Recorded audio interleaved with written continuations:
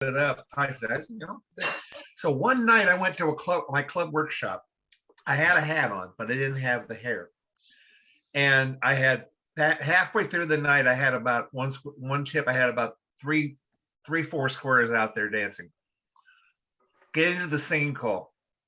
And right in the middle of the scene call, I take that hat off.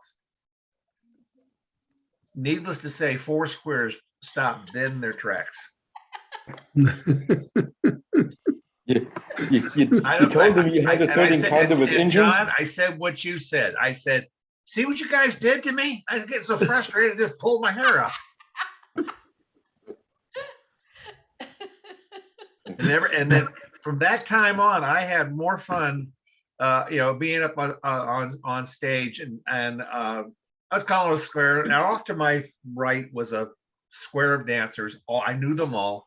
And it's in one of these buildings that have those real bright lights that have to sodium vapor, whatever they call them. So I'm doing my thing, and this square's off, and I just looked over to them. I said, can you guys shift a little bit to the left? The glare is killing me up here. More fun.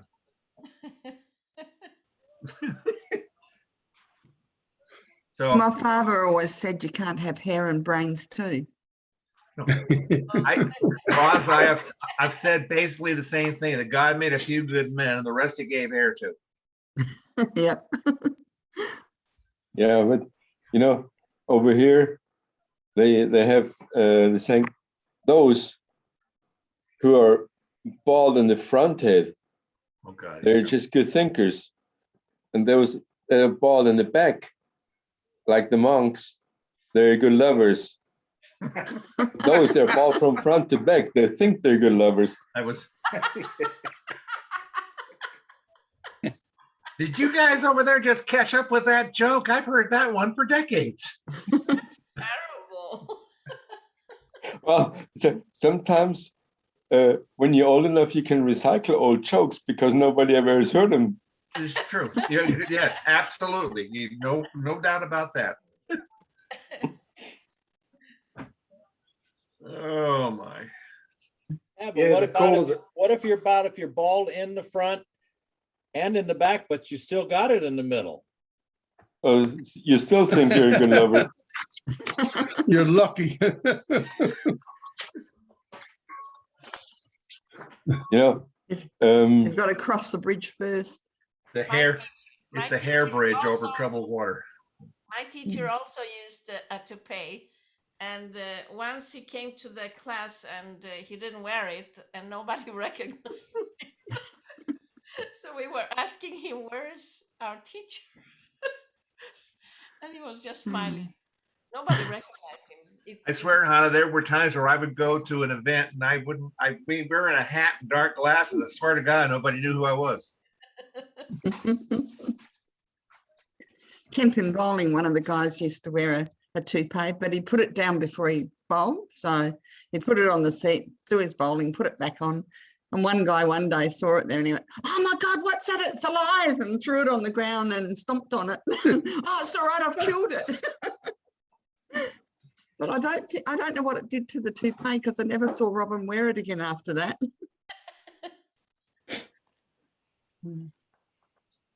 Unless he was too embarrassed, it might happen again. Don't know.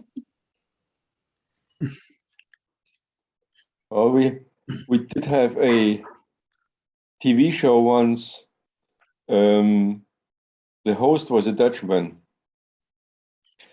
and he had a show where he took some piece and held it up and said, "Those who have that first will get a prize." And at one show, he really did have a female wig in his hand. Mm-hmm. And one lady in the public just took off her wig to win the prize. Hmm. You wonder if she had a hereditary problem or she had cancer or something like that. No, it was sometime in the late 60s, early 70s. She could have had a wig on her hair. She just had a, and he held up a wig, and Mhm. she just grabbed her wig and put it. Well, that's some courage. Hmm.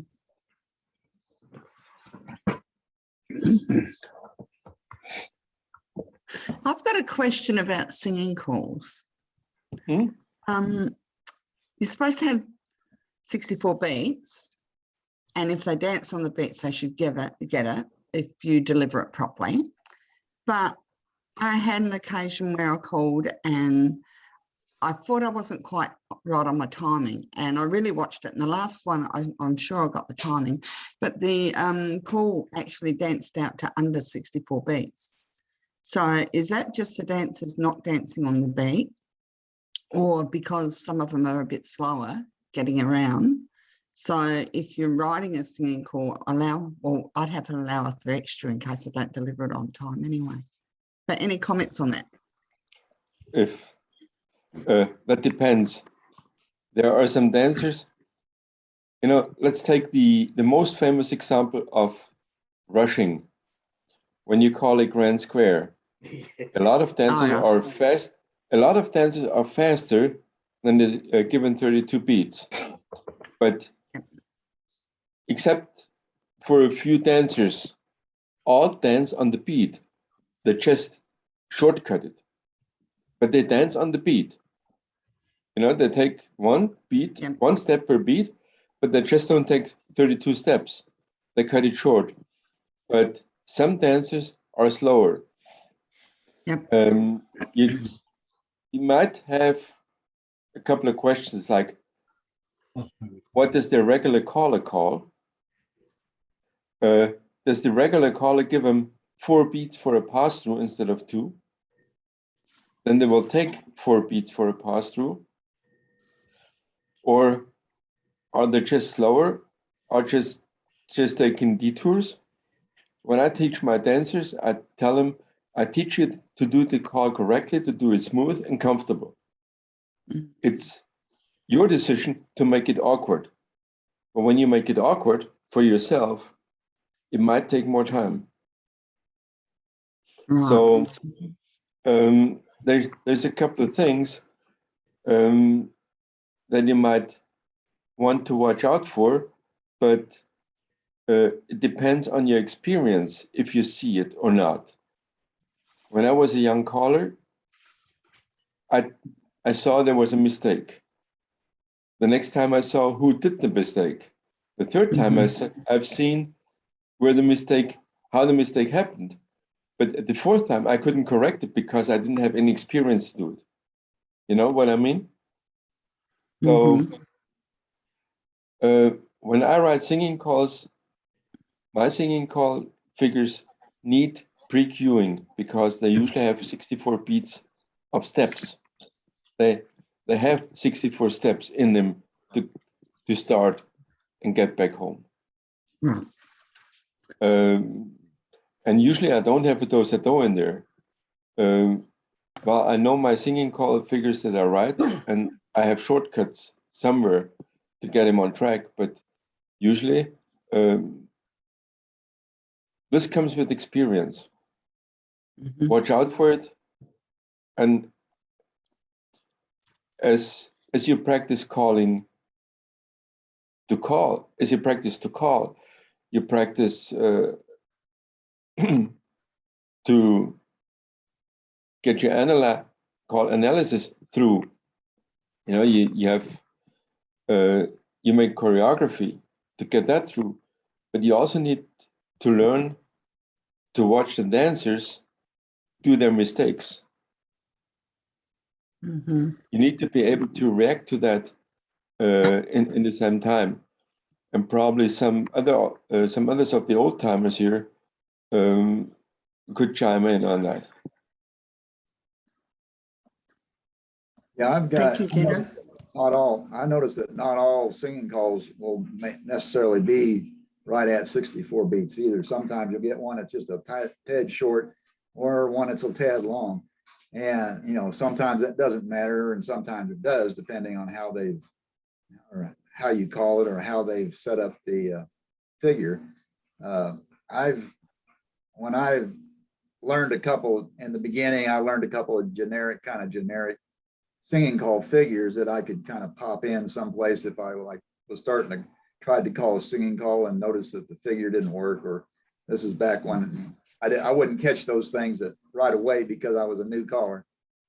And so when I learned a couple of generic ones I could pop in there, I noticed that there was like sometimes a figure that was just almost exactly like it, but not quite, that I could actually, it would be maybe a couple of beats shorter than the original figure that I had memorized. And so then I had two figures that were almost alike, but not quite, that I didn't have to worry about, taking out a do-si-do. Actually, I don't think they had a do-si-do in them, so I couldn't take it out.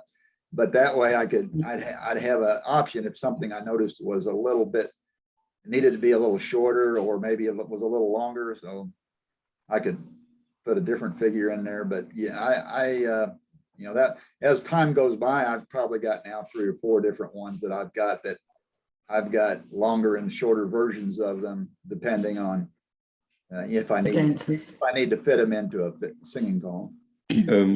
While you said that, there's a fun part with it. Quite a while we had a discussion with Yolanda and Mel brought up a figure, and it included a swing through spin the top.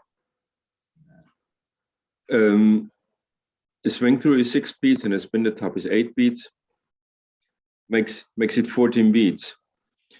And the general singing call figure with the swing through spin the top sequence in there continues with the right and left through, square through free, swing your corner. But you easily can cut this singing call figure short by 6 beats for the right and left through if you just exchange the swing through and the spin the top. If you call spin the top swing through, that has a built-in right and left through compared to the other sequence. Just push your checkers or the terminations through it to see that. If you have a singing call figure that has swing through, spin the top, right and left through. If you call spin the top swing through, you just don't need to call the right and left through because it's already in there. Stuff like this goes unnoticed until you make a mistake, as I did. I make mistakes. I can do that. But learning from them. Yeah. No, I made the mistake of calling spin the top before a swing through. Mm-hmm. And then I've noticed that I suddenly just saved 6 beats of choreography, because a swing through, spin the top, right and left through is the same thing as a spin the top swing through. Except different people doing the top bit. No, it's just the same thing. It's just when you look at that sequence, if you push your checkers through it, you will see that you just don't need to call the right and left through if you exchange those 2 calls. And somewhere I have a singing call figure, I just don't have it by heart. When I exchange 2 calls, I make a right-hand lady progression instead of a corner lady progression. It's the same thing. I just exchange 2 calls. Okay, I'll have to play. So this is a fun... One time I called spin the top. I forgot the swing through, and I called spin the top first. Yeah. And the floor that I had, and I nearly dropped because the men were doing the centers part and they weren't used to it. And they all just sort of looked at me and I don't know what to do. And I thought, oh God, I'm going to drop the floor now.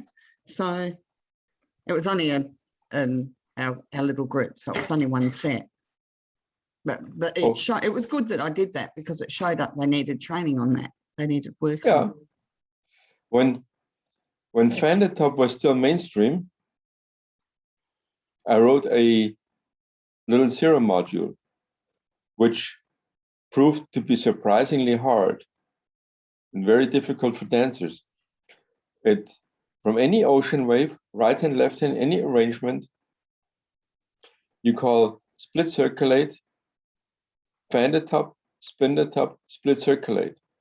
It has the same effect as an HN4 or related Ducey or whatever. Just turns the square by 180 degrees. But this combination with the split circulate and fan the top proves to be very, very difficult for many dancers because the arrangement changes a lot. You have to try that one with us, Jeff. Well, it's a nice module, which you can call from a left-hand ocean wave to an element left. You can call from a right-hand ocean wave to a right and left grand. Yeah, just like any ocean wave.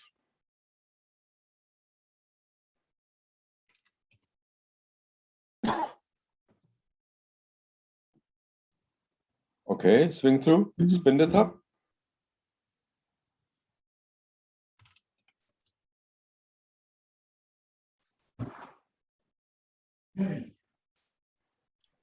Okay, just look how those dances are positioned. Can you undo this twice so that you just back at the square through? Now spin the top and swing through.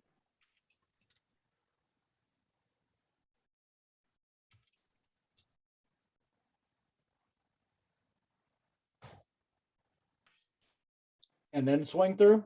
And then swing through.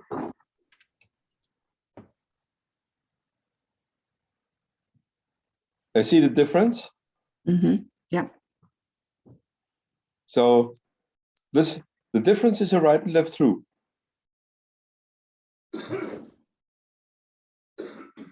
Okay.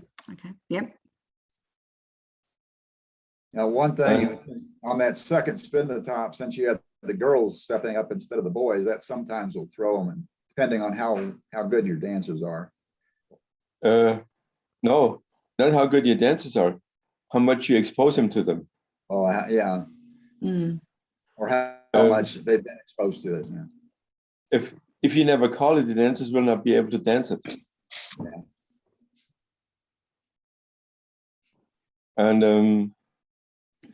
And I guess Mark, you're sharing the screen, right? Yeah. Well, call another spin the top here.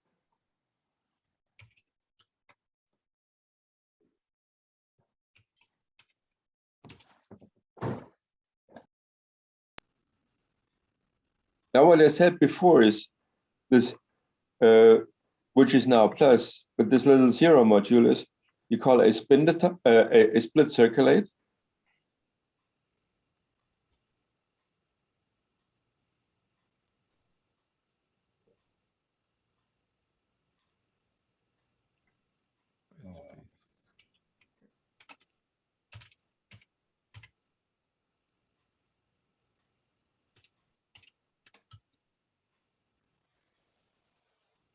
Fan the top.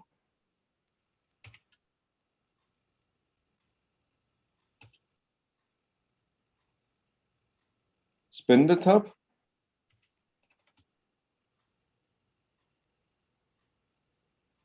Another split circulate.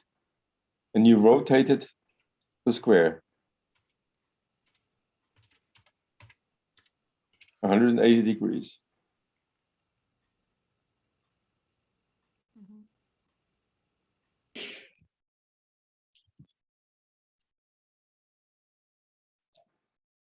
And it works for any arrangement. It works from left hand and right hand ocean waves. And it is good flow for everybody.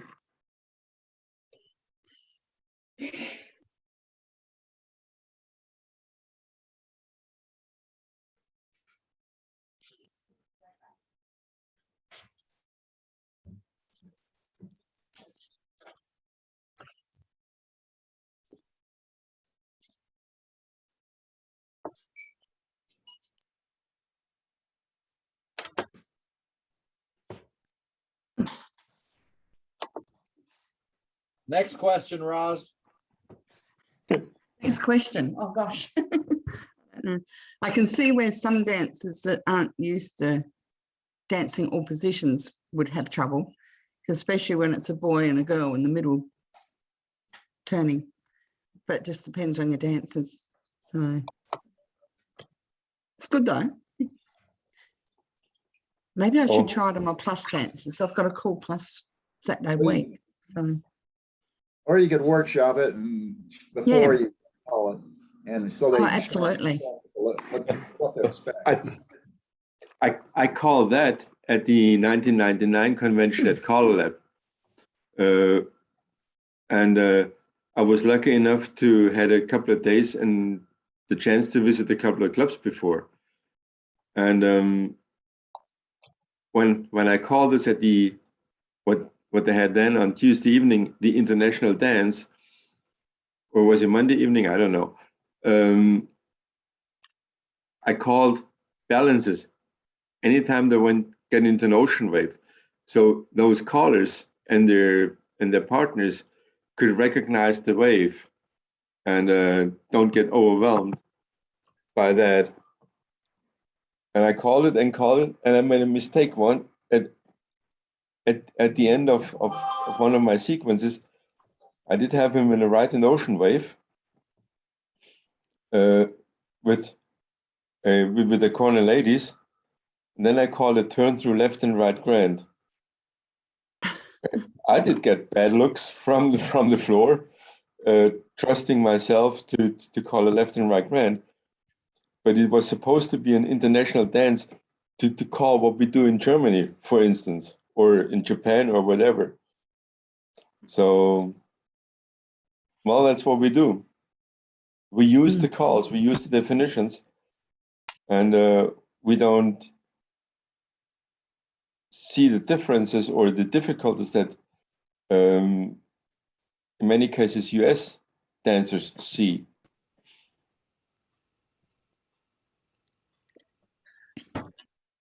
But this is a nice little module if you call plus.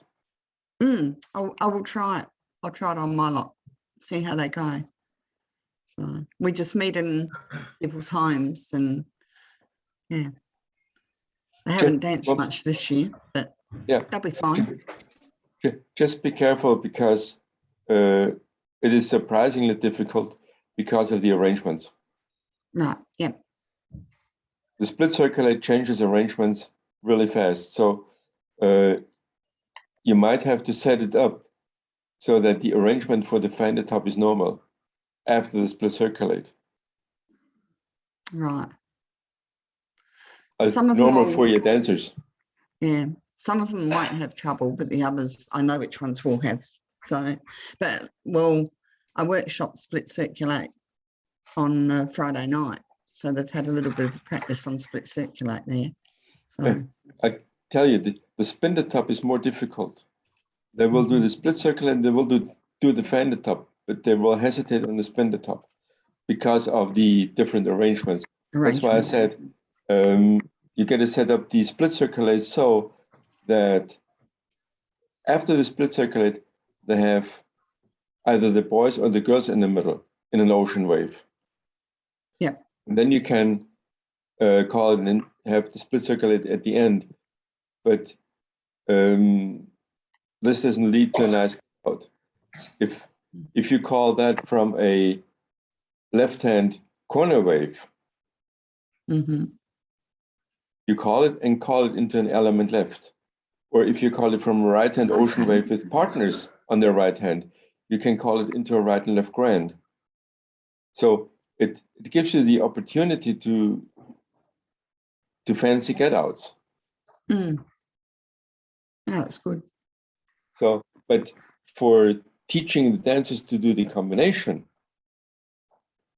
it is helpful to have a boy, girl ocean wave and called split circle, and then have either the boys or the girls in the center, depending on which side the boys or the girls are.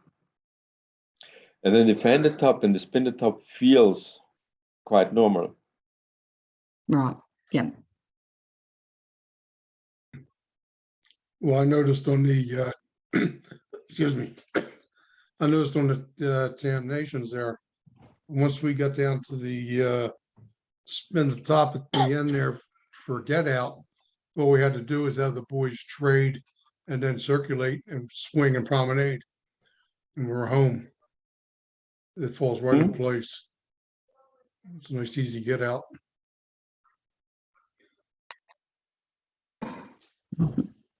Yeah, the one we had was just a,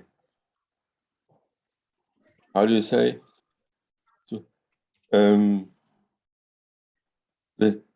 We didn't plan the setup for this. It was just to show the sequence itself. Mhm. If I And would good have, practice. yeah, if I would have planned it for a right and left grand, I would have called maybe Haze lead right swing through and then split circulate, fan the top, spin the top, split circulate to a right and left grand. Okay. Or if you call a Haze left square through, everybody has the corner in the left hand. And then you call a split circulate, fan the top, spin the top, split circulate to an element left. Okay. This is something you do at your desk at home. Yeah, play with. See what you can do. Yep. Some callers with enough experience can do it on the club night directly. They just do it off the cuff. But yeah. if your experience is,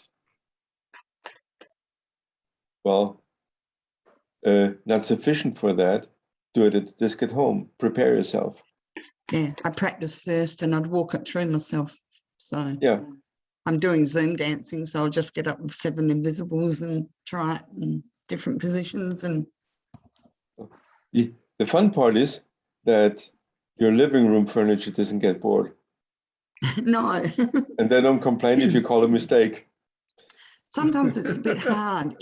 If you go into a tidal wave, sometimes you're pushing dancers through the walls and then they've got to come back again. So they're really phantoms because there's not enough room. Mm-hmm.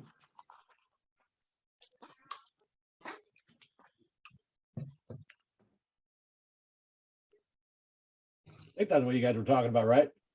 Yeah. I was watching it from up here, and I was thinking, I think I'd probably be getting dizzy. But I know it's all right turn, left turn, right, but I mean, by the time I got doing all those spinning the tops and swing throughs, I'd be, ooh, which way's north? Yeah, but it's all weaving, so it's all left and right and left and right. Yeah, it's all got the figure of 8. I had a figure I was going to use the other day and I thought, yeah, that's fine. And I walked it through and everything. And then I got my husband up to try it and I went, oh my God, I'm doing the female thing. I'm winding the man into the ground. So I had to sort of put that aside, that figure. Yeah, so, but I found out that this combination where you do this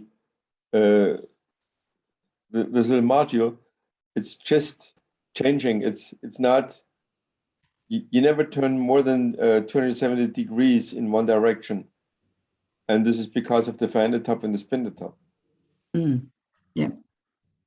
If you would exchange spin the top and fan the top, that would be a different picture. If you call spin the top first and then the fan the top, then those dancers in the center of the wave, they are tops. Yep. They Yep. spin like tops.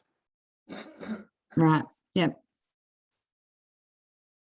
Got you.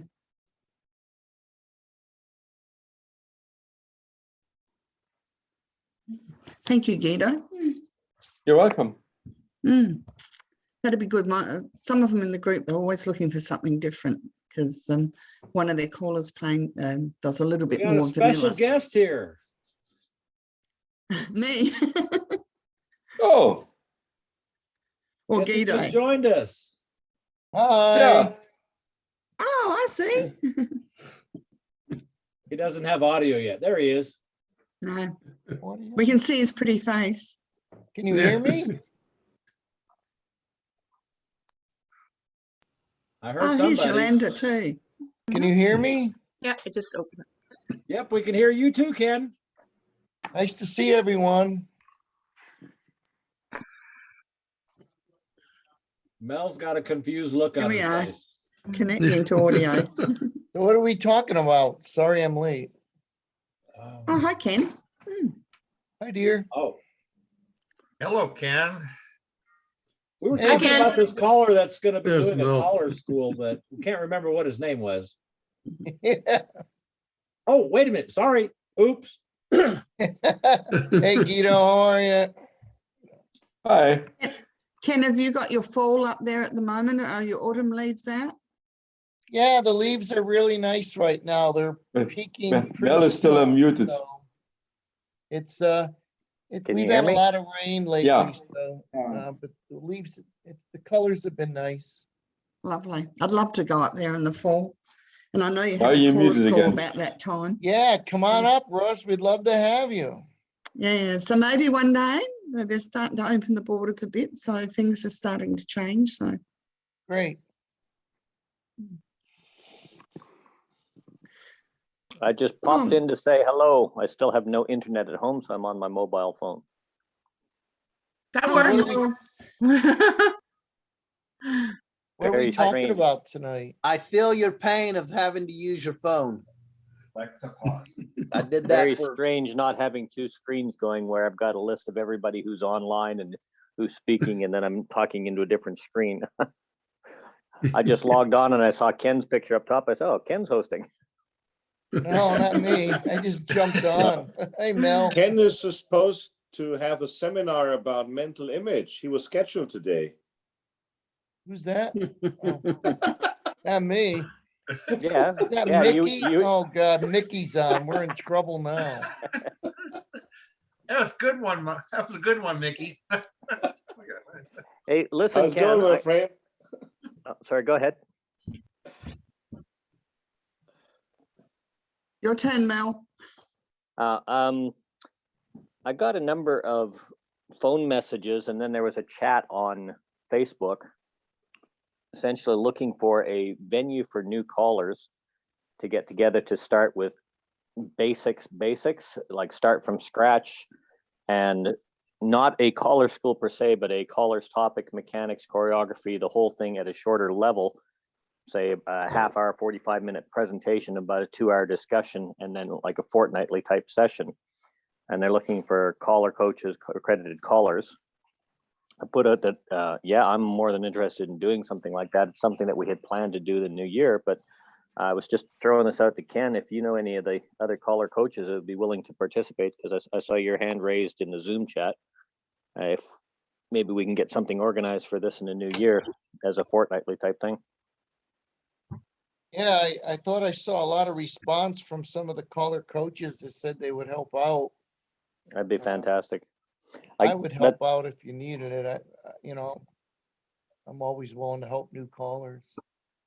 Yeah. Well, it's something that we're looking at doing. I've been asked to do a lot of A1 and C1. I don't even call, A advanced and challenge on these things. I don't even call A2 and challenged, and I haven't called A1 in a long time. So I'm sort of leaving that alone right now. But I'm always willing to host those once I get back on the internet. And then in the new year, maybe start looking at doing these individual caller training sessions for those that can't get to the schools.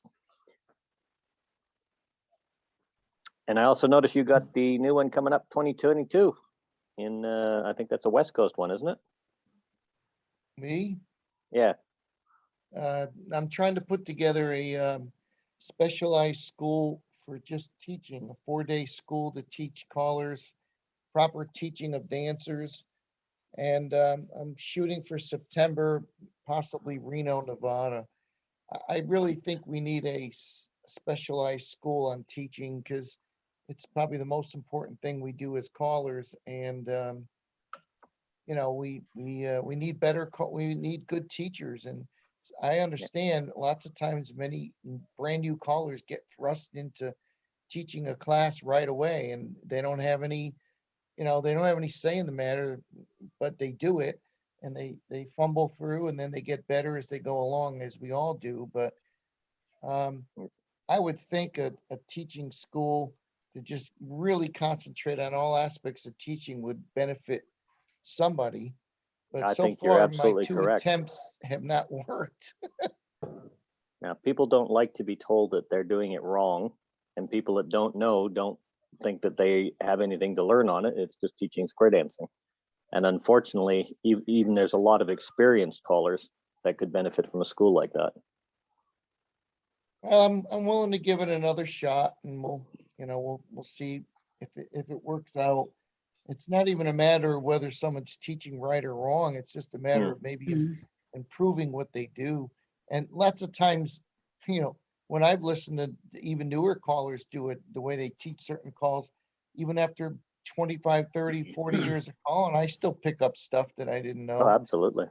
You know, that's the beauty of teaching, is that, you know, there's no wrong answer in some ways, unless you just blatantly, you know, go around the definition. But I'm always learning. What I love is when I'll listen to a new caller, or I'll listen to a caller when we're running a couple of these schools here, we have them teach a movement, and it's amazing. You hear an explanation that says, you know, why didn't I ever, you know, I've got 3 or 4 different ways of explaining it. And then suddenly, you know, someone like Roz or Linda will come up there and they'll explain something in a way. And I go, why the hell didn't I ever think of that? That's so simple to get that across. And well, it's suddenly, what's the phrase? Researched into my repertoire. Yeah. I teach dog obedience, and the same thing there. I'm always learning. I've been teaching dog obedience for 40 years, and you never stop learning. Yeah, it's all, You're and right. there's not one way of doing it. I've learnt with dog obedience, you teach one way, some will get it, some won't. You just bend it a little bit, and then someone else will pick it up. You have to be flexible. Still do it correctly, but just be flexible with hints. I agree. And I use dancer hints when I'm teaching my class. So I'll give the definition and I'll go, I don't know. Or I'll give dancer hints anyway with it. What I'll do, I'll follow the man down the line, or watch out for this, or just some little hints like that I do when I'm dancing, just subconsciously. And some that'll work for, some they won't. Yeah. What's our topic for today, Mark?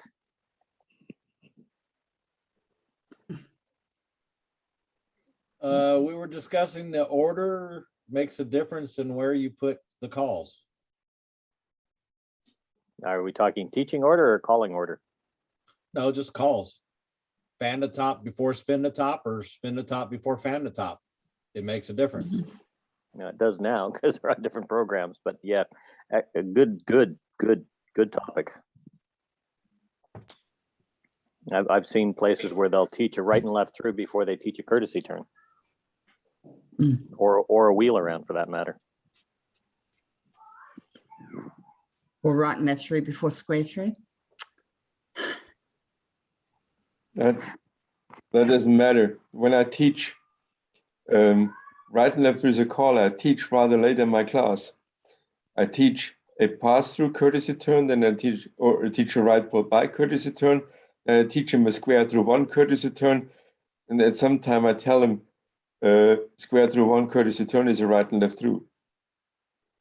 I never teach right and left through. That was a very common method in Germany. When I was there in the 80s, you would do the right and left through much later on as well. And you do the square through 1, you do a left square through 2, you do a square through 3, and you know, end them with the prompting of the courtesy turn. And long before you would do a right and left through. And there's always a pass through wheel around, swing your corner, or a pass through wheel around to a ladies chain, or a pass through courtesy turn to a ladies chain rather than a right and left through.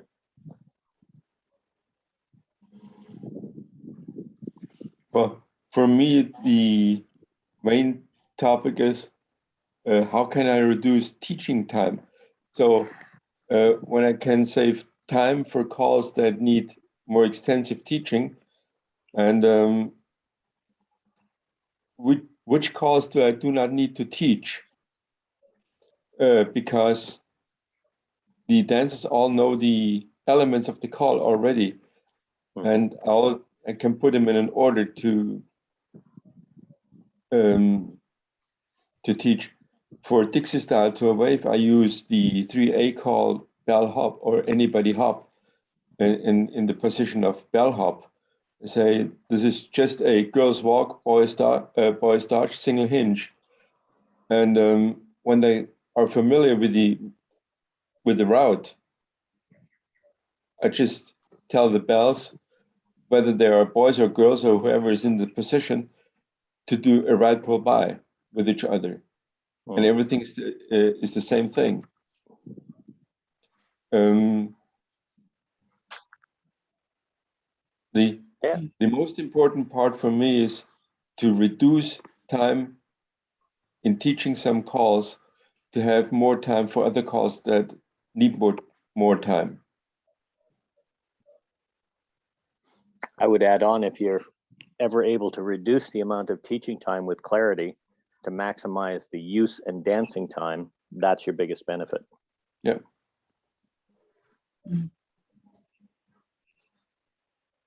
Anybody else have any calls that they would look at, and then what would you teach before it? This is Ken. I agree with Guido as what calls I don't have to teach. Like, I don't know.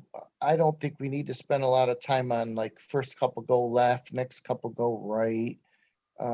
Some of these things are directional, and I know that they've made them on the list as like sub calls of, I just don't, there's some things you got to use common sense with, and there's not really I don't know, unless you have a lot of time to teach a beginner's class. I don't really believe we should be spending a lot of time on calls that could be done directionally. I agree. If any of you have been dancing and calling long enough, and I know I look out at the screen, many of you have, if you ever remember, now it might have just been a New England thing, but I don't know. When I learned to dance, you would do a lines facing, you do a pass through, and the caller would say, move on to the next. And that was equivalent to a bend the line. But it was just standard. Now, was it a call? No, it wasn't really a call. That was from the traditional program, but it used to say pass through, move on to the next, do a right and left through. I don't know where it came from, but everybody did it. You won't hear it anymore, though. No, I seem to remember, Ken, I seem to remember that sequence was used a lot in, I think, Daryl, the Sicilian circles, when you were teaching something in a Sicilian circle sign, and we pass through and move on to the next, which was an equivalent to another pass through. Yeah, exactly. So, I mean, it might have generated from something like that. It's funny how you remember those things, but getting back to Guido's comments, I think we need to look at the basic program or the mainstream, whatever you're teaching, it's usually more in the basic, and just start looking at some of these things that they've wanted to create a name for. I mean, it's just common sense. Lead to the right shouldn't be a separate call. It is, but I mean, how much time are we going to spend teaching lead to the right after we've been doing lead to the left, or lead to the left and lead to the right? You know where I'm coming from. It's just, if it's the opposite direction, I don't think we need to spend a lot of time on it. Yeah. Do you remember Paul Adams, Ken? I do. Okay. He was one that was very much in line with you. He actually took a year to teach his basics and then another year to do mainstream, but he didn't spend a lot of time on things like that. And I remember when we came to visit his class, he was actually doing first couple left, next couple right. He had, for the first 2 weeks, he says, okay, do a double pass through. First couple go left, next couple go right. Or he'd set it up with a half sachet star through. Okay, first couple go left, next couple go right. Make a line of 4 up to the middle and back. When it come time to teach it, he would introduce, okay, we're going to learn a new move. Double pass. Okay, first couple go left, next couple go right. Now, here's the name of the move. first couple left, next couple right. Everybody got it good. And that was it. That was the entire teach because he had done it. The same with lead to the right. He would have them at heads as a couple, lead out to the right, face the side couple on your right. Good. And then he'd start doing two couple stuff. And he would do that prompts for 2 or 3 weeks beforehand. And he was what I would call a master at it, because half the time what he taught, you already knew. And you knew it from all sorts of different ways because you were dancing it, thinking he's teaching you something else, but he's actually teaching you all the prelims before for what's coming up in the next couple of weeks. And he set the dancers up for success always. But we got to be cautious with those moves and calls and directional calls, as I would call them, because if you don't have native speakers or English speakers, then you got to be careful. Then it's a different story. Yeah. Then you need it on a program because they need to learn that language. That's true. With the calls and the directional. So whenever you're not English speaking, there is the problem. Yeah. And when you do it, I can fully appreciate that if you gave the directional, just pretend I'm speaking German, heads as a couple, move forward to the right and face that right-hand couple, do a do, side do, and all the rest of that stuff. You've explained it, you've danced it as a directional prompt. After that, all you're doing is putting a label on it, which is the name. When it comes time to teach it, you've already got the mechanics of the movement. And you may have done heads, do a half sachet, heads as a couple, lead out and face the right-hand couple. Just, you may have already done the prompting, and then all you're doing afterwards is just putting a label on the movement. And that's I find that very common. In my case, most dancers don't speak English by as their mother tongue. Yeah. Probably not. So you would do your explanations and your directional prompts in German, and when it comes time to put the English label, lead to the right or first couple left, next couple right, they already know the dance action, they already know the directional prompts. All you're doing is associating a label, which takes a lot less time. Yeah. Yeah, it's an excellent comment, Nick.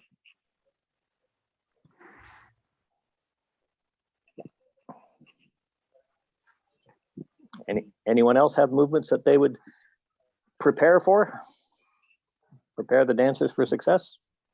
What I just wanted to mention, because of the discussion just a little beforehand, one of the worst blow for a good teaching order was moving fan the top to plus, because a spin the top is a fan the top with something before, as well as a peel the top. So the dancers should learn fan the top before they learn spin the top. And moving fan the top to plus is just a bad move. And that was done like a long time ago, and I don't remember why it was done. This was in the wake of the Target 2000. Right. We randomly moved three calls from mainstream to plus. And fan the top was one of the chosen calls because not a lot of callers used it. That was the excuse or the reason, but it was based on the group that collectively made that decision. I don't begrudge them. They had to make a decision. It's the same as Jerry's story when he drafted the SSD program, doesn't have spin the top. He said, because, well, we don't use it that often where he was. That was the decision. It was an arbitrary decision, but I agree with you. I think it was a bad decision. It was 3 calls they went up to spin chain through, 8 chain through, and fan the top. And the intention was to shorten the entry-level program up to 50 calls and more or less get into the basic, and then kind of extend the plus program with the dropped calls and have another 50 call program. This was the intention, but very, very quickly was dropped, and 2 calls came back to the mainstream program. That was in Target 2000. I know we had a big discussion at the European convention over here at the Mini Lab in Darmstadt. Yeah, I know in Canada, one of the biggest parts of that discussion was everybody was saying, well, we want to change it to a 50 call entry program that callers can use and dancers can dance. And the biggest argument that was coming from Europe, was coming from Asia, and was coming from Canada was, well, we have a 50 movement program. that callers can call and dancers can dance. It's called basic. And the biggest protest, well, nobody dances basic. I said, well, they do everywhere else except where the decision makers were. And the ones that were protesting were smaller in the minority. And it was doomed to fail from the onset. We had officials from caller level over here, and my thing was, we have two stop lines, the basic, the mainstream stop line going to plus, and they said, we want to stop that. They said, if people passing two red lights, who's going to stop them with one red light, which is going to be whatever called mainstream, basic, square dance, or whatever? They're just going to run through that level again. And what about with the other countries and regions in the world where the mainstream program as an entry program was working, right?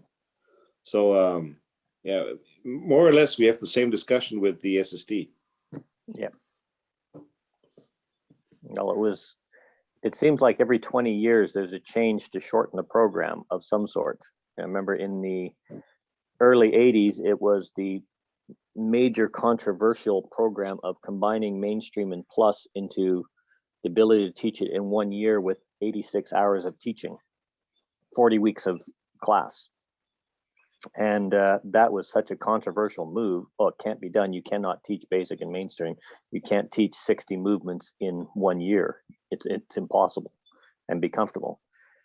And every 20 years, they seem to review it and review it and review it and make changes that don't really achieve anything.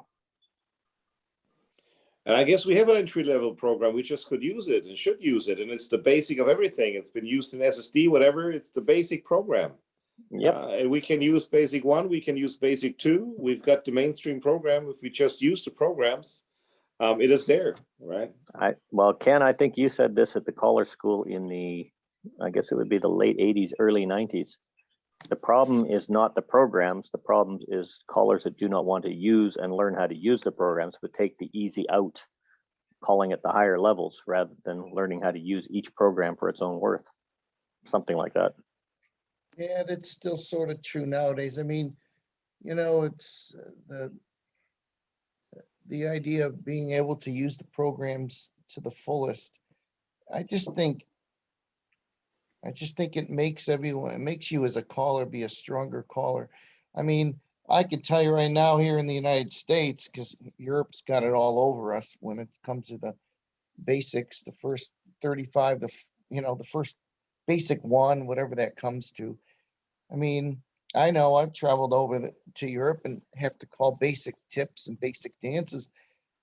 I'd say about 90% of the callers in the States would flop if they had to try to do that, because they don't utilize the calls. You know, they quickly brush through them or teach them, and they only then start calling from the same position that they feel comfortable in.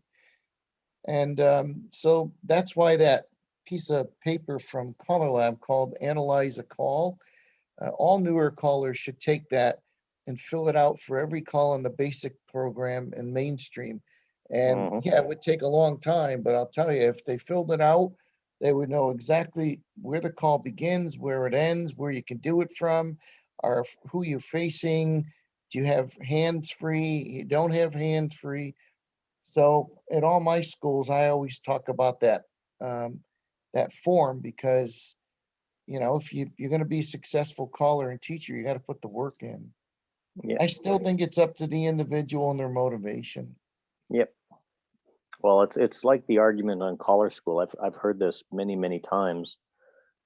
You go to a caller school and you're fed a curriculum with a fire hose, and you don't get time to actually learn it and absorb it. Well, that's not what a caller school is for. A caller school, in my book, is to introduce you to the techniques, teach you how to use the techniques, and then it's up to you to go and start using them and master the techniques, and always make the contacts to come back and question, or if you need assistance. And I know after I took my first one, I called you, God, I don't know how many times, and I had a lot of callers call me. I took that same ethic. If you ever have any questions or need, give me a call, and we can look at where the problems lie. Caller schools will not teach you to be a caller. The same as a trade school will not teach you to be a tradesman. They will teach you the skills you need to be a tradesman. It's up to you to become a tradesman. And it's the same thing with being a caller. That's where my opinion lies. And it's the same with these Zoom sessions. We do probably more in depth on a lot of subjects than you would get in caller school. But if you sit down and watch a 1 hour presentation on modules, listen to a 4 hour discussion on it, on just one little aspect of modules, yeah, you may understand that aspect. That still doesn't mean you can use it. You've got to take the time and effort to practice and learn it. And that's with any trade. And calling it's a trade. And the idea is to become a good tradesman. Yeah, as Ken said also, it's just like with having a dog, you know, they always say the problem with the dog is not the dog itself, it's on the other end of the line. Right? And it's not the problem with the programs and the definitions, whatever, it's who uses it. It's easy to bullet the programs. They just don't complain getting bullied. Yeah. It's One true. thing that we do have to, as callers, embrace is the fact that Basic is a program, Mainstream is a program, Plus is a program, SSD is a program, and you as a caller can get hired to call any one of those dances. So it's up to you, if you're able to call at that program level, it's up to you to know and understand that program level to meet the requirements of the dance you're hired for. So I gave this example a while ago. If somebody's hired to call an SSD5 dance, which has happened, you know, and they have to ring somebody up and say, what is SSD5? You know, what is this? Is this a new program? And don't understand what they've already agreed to the contract. There's something fundamentally wrong. And that's not the dancers, that's not the club's hiring. That's the callers not accepting the fact that this is a program. It behooves us to learn the programs for what they are. What we want to use and what we accept, we have to do professionally. Hey, Jolinda, where do you live? Sorry, I'm just asking a question. Yeah. In British Columbia. Oh, wow, Grace. Yeah. I didn't know where in Canada, but Yeah. well, hello. Hi, Hannah. Hey, John Anthony. Hey, Bob Brown's on. Robert Brown. Here's a guy from Maine. You should all get to know. He's been calling about 4 years, and he just came to my school that I did a few weeks ago, and he's really knocked it out of the park. And I'm not just saying that. He excellent. Most of you know that patter fireball, right? Well, I love it. A lot of us like it. It's a very popular patter fireball. And he did it, and it's like the patter and the rhythm and the music of his choreography was just perfect with that. Now that's just one patter, but it was a way where he put the hand in the glove. As you know, I've done presentations on, you know, understanding your patter music, and Bob did a great job. So Bob, I just want to give you some kudos. So if you don't know Bob, get to know Bob. Did you the warm state of Maine. Did you record it on video, Ken? No, I don't know. I don't. It's at the evening dances at the school. I don't take It's one of the things that I've always regretted with some of these things. If we could get the permission, is to get everything that happens at a caller school recorded, even if you can have just clips, because every now and then there's one of those perfect syncs that is the example of what you want to achieve, that it's easier to show than it is to explain. Well, I wish we had it recorded, because that would have been it. Bob, you didn't record it, did you? Of course not. No. Yeah, you should have. Hi, Daryl. You know, they come through and they finish their basic and mainstream class, and the callers are trying to push them into a plus class right off the bat. They don't even have mainstream and basic down yet. So it's, you know, which isn't right. I feel that they should have to dance the mainstream and basic classes for a period of 2 years before they take a plus class. And the callers down here in the Philadelphia area I've talked to, no, we need plus, we need plus, we need plus. And we have all plus clubs and no mainstream or basic clubs, which I'm trying to get started, but every time I turn around, I got a medical problem. So it's been messing me up. but I will get there. Well, Mel, Sounds you like- mentioned that caller that taught the class for and then danced it for another year. Yeah, There was Paul Adams. Okay, there was a caller in Northern California.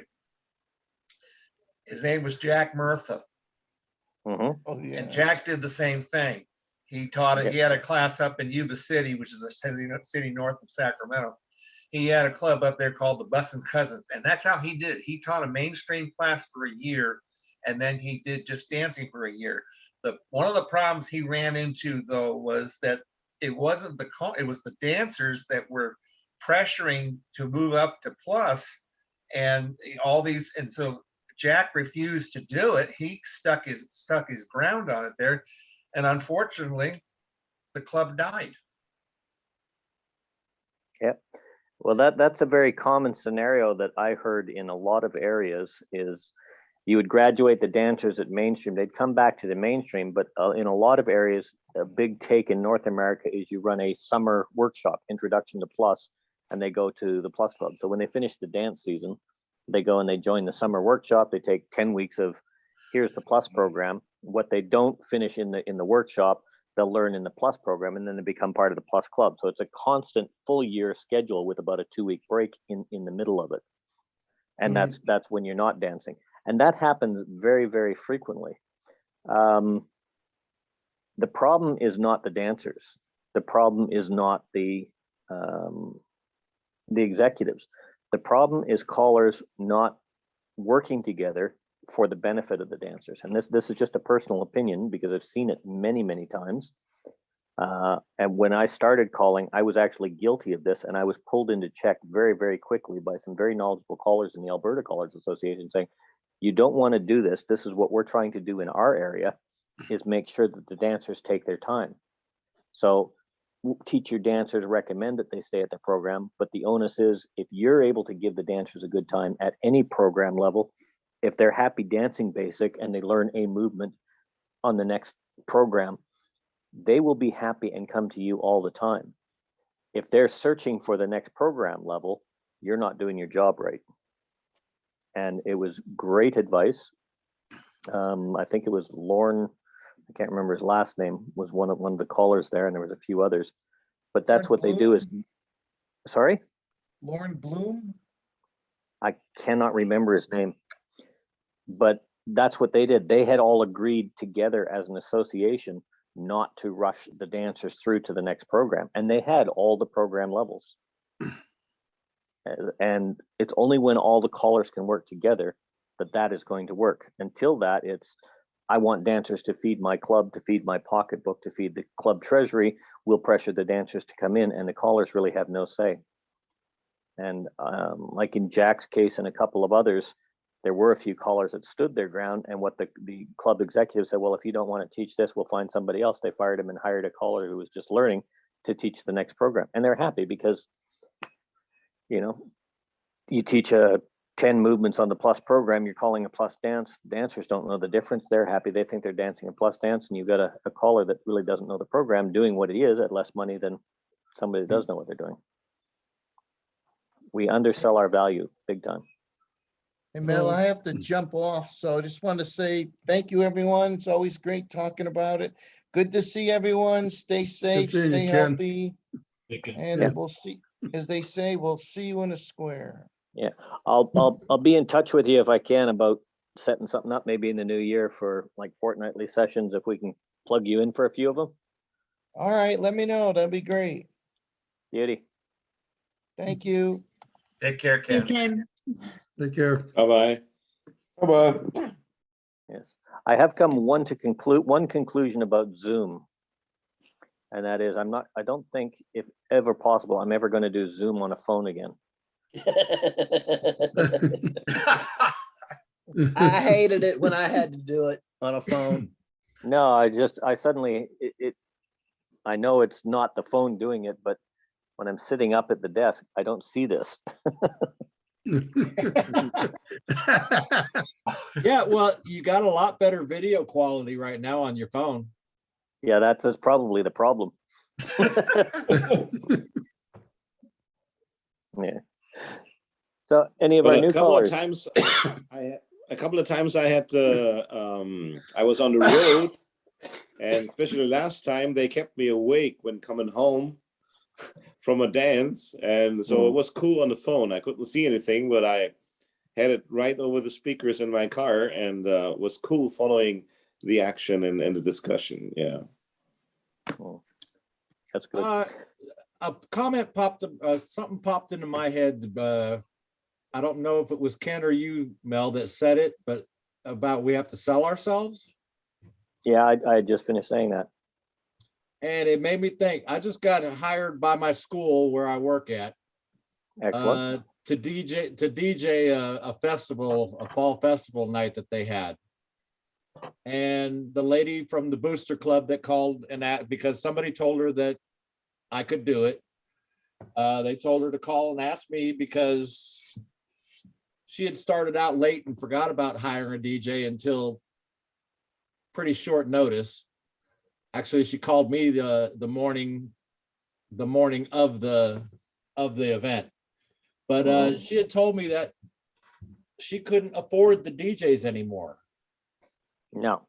The DJs were asking $600 to $700 for 2.5 hours. An average DJ will start at about 9 p.m. and go till 1 p.m. in a club. So that's usually a 4-hour stint.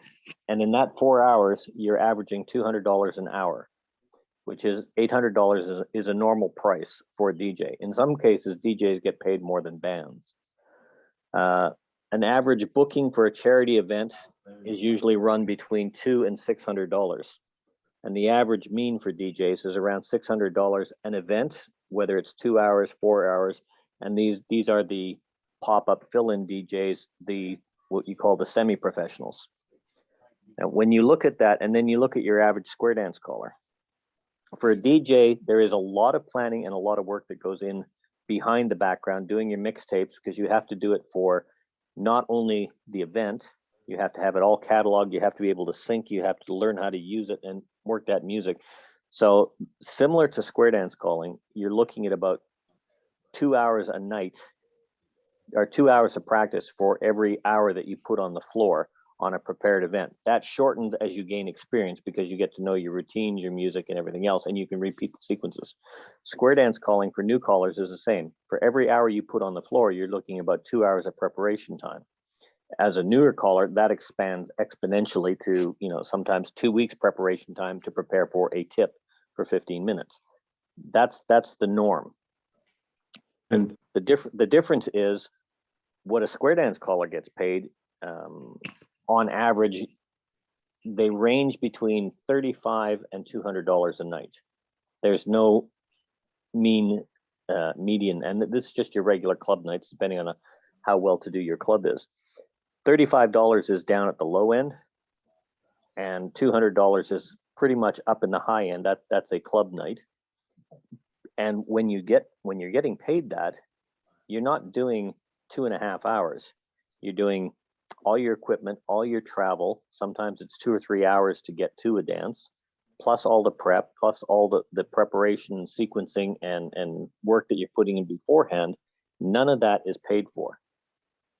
So we are actually getting, if we have a high-end caller and a low-end DJ, a low-end DJ is getting paid 3 times more than the highest-end caller for a regular club night.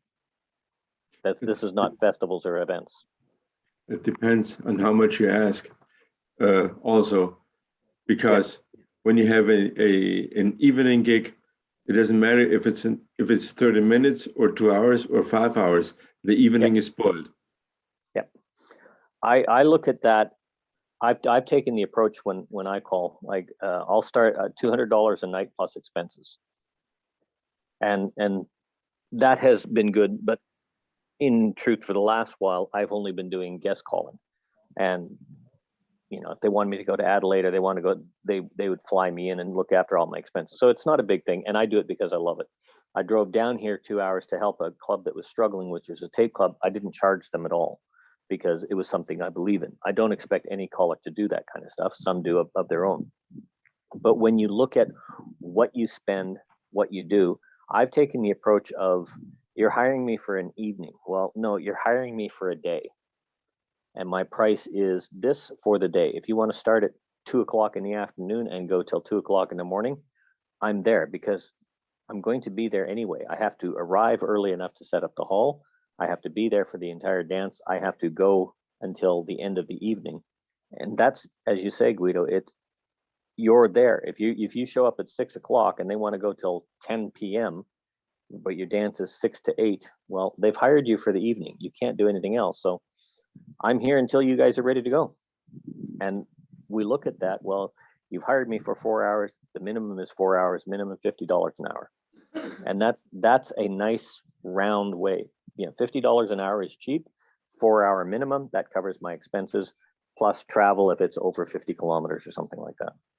And that's a good way of setting a standard, but it's also something you need to scale and realize within your own associations. And don't ever try to dictate it to clubs. If a caller makes an arrangement with a specific club, that's their arrangement. But organizationally through a region on traveling, guest calling, that kind of stuff, it's a good way of doing it. If the callers associations and the callers all come up with exactly the same thing, you'll find it a lot fairer and a lot easier to get your bookings.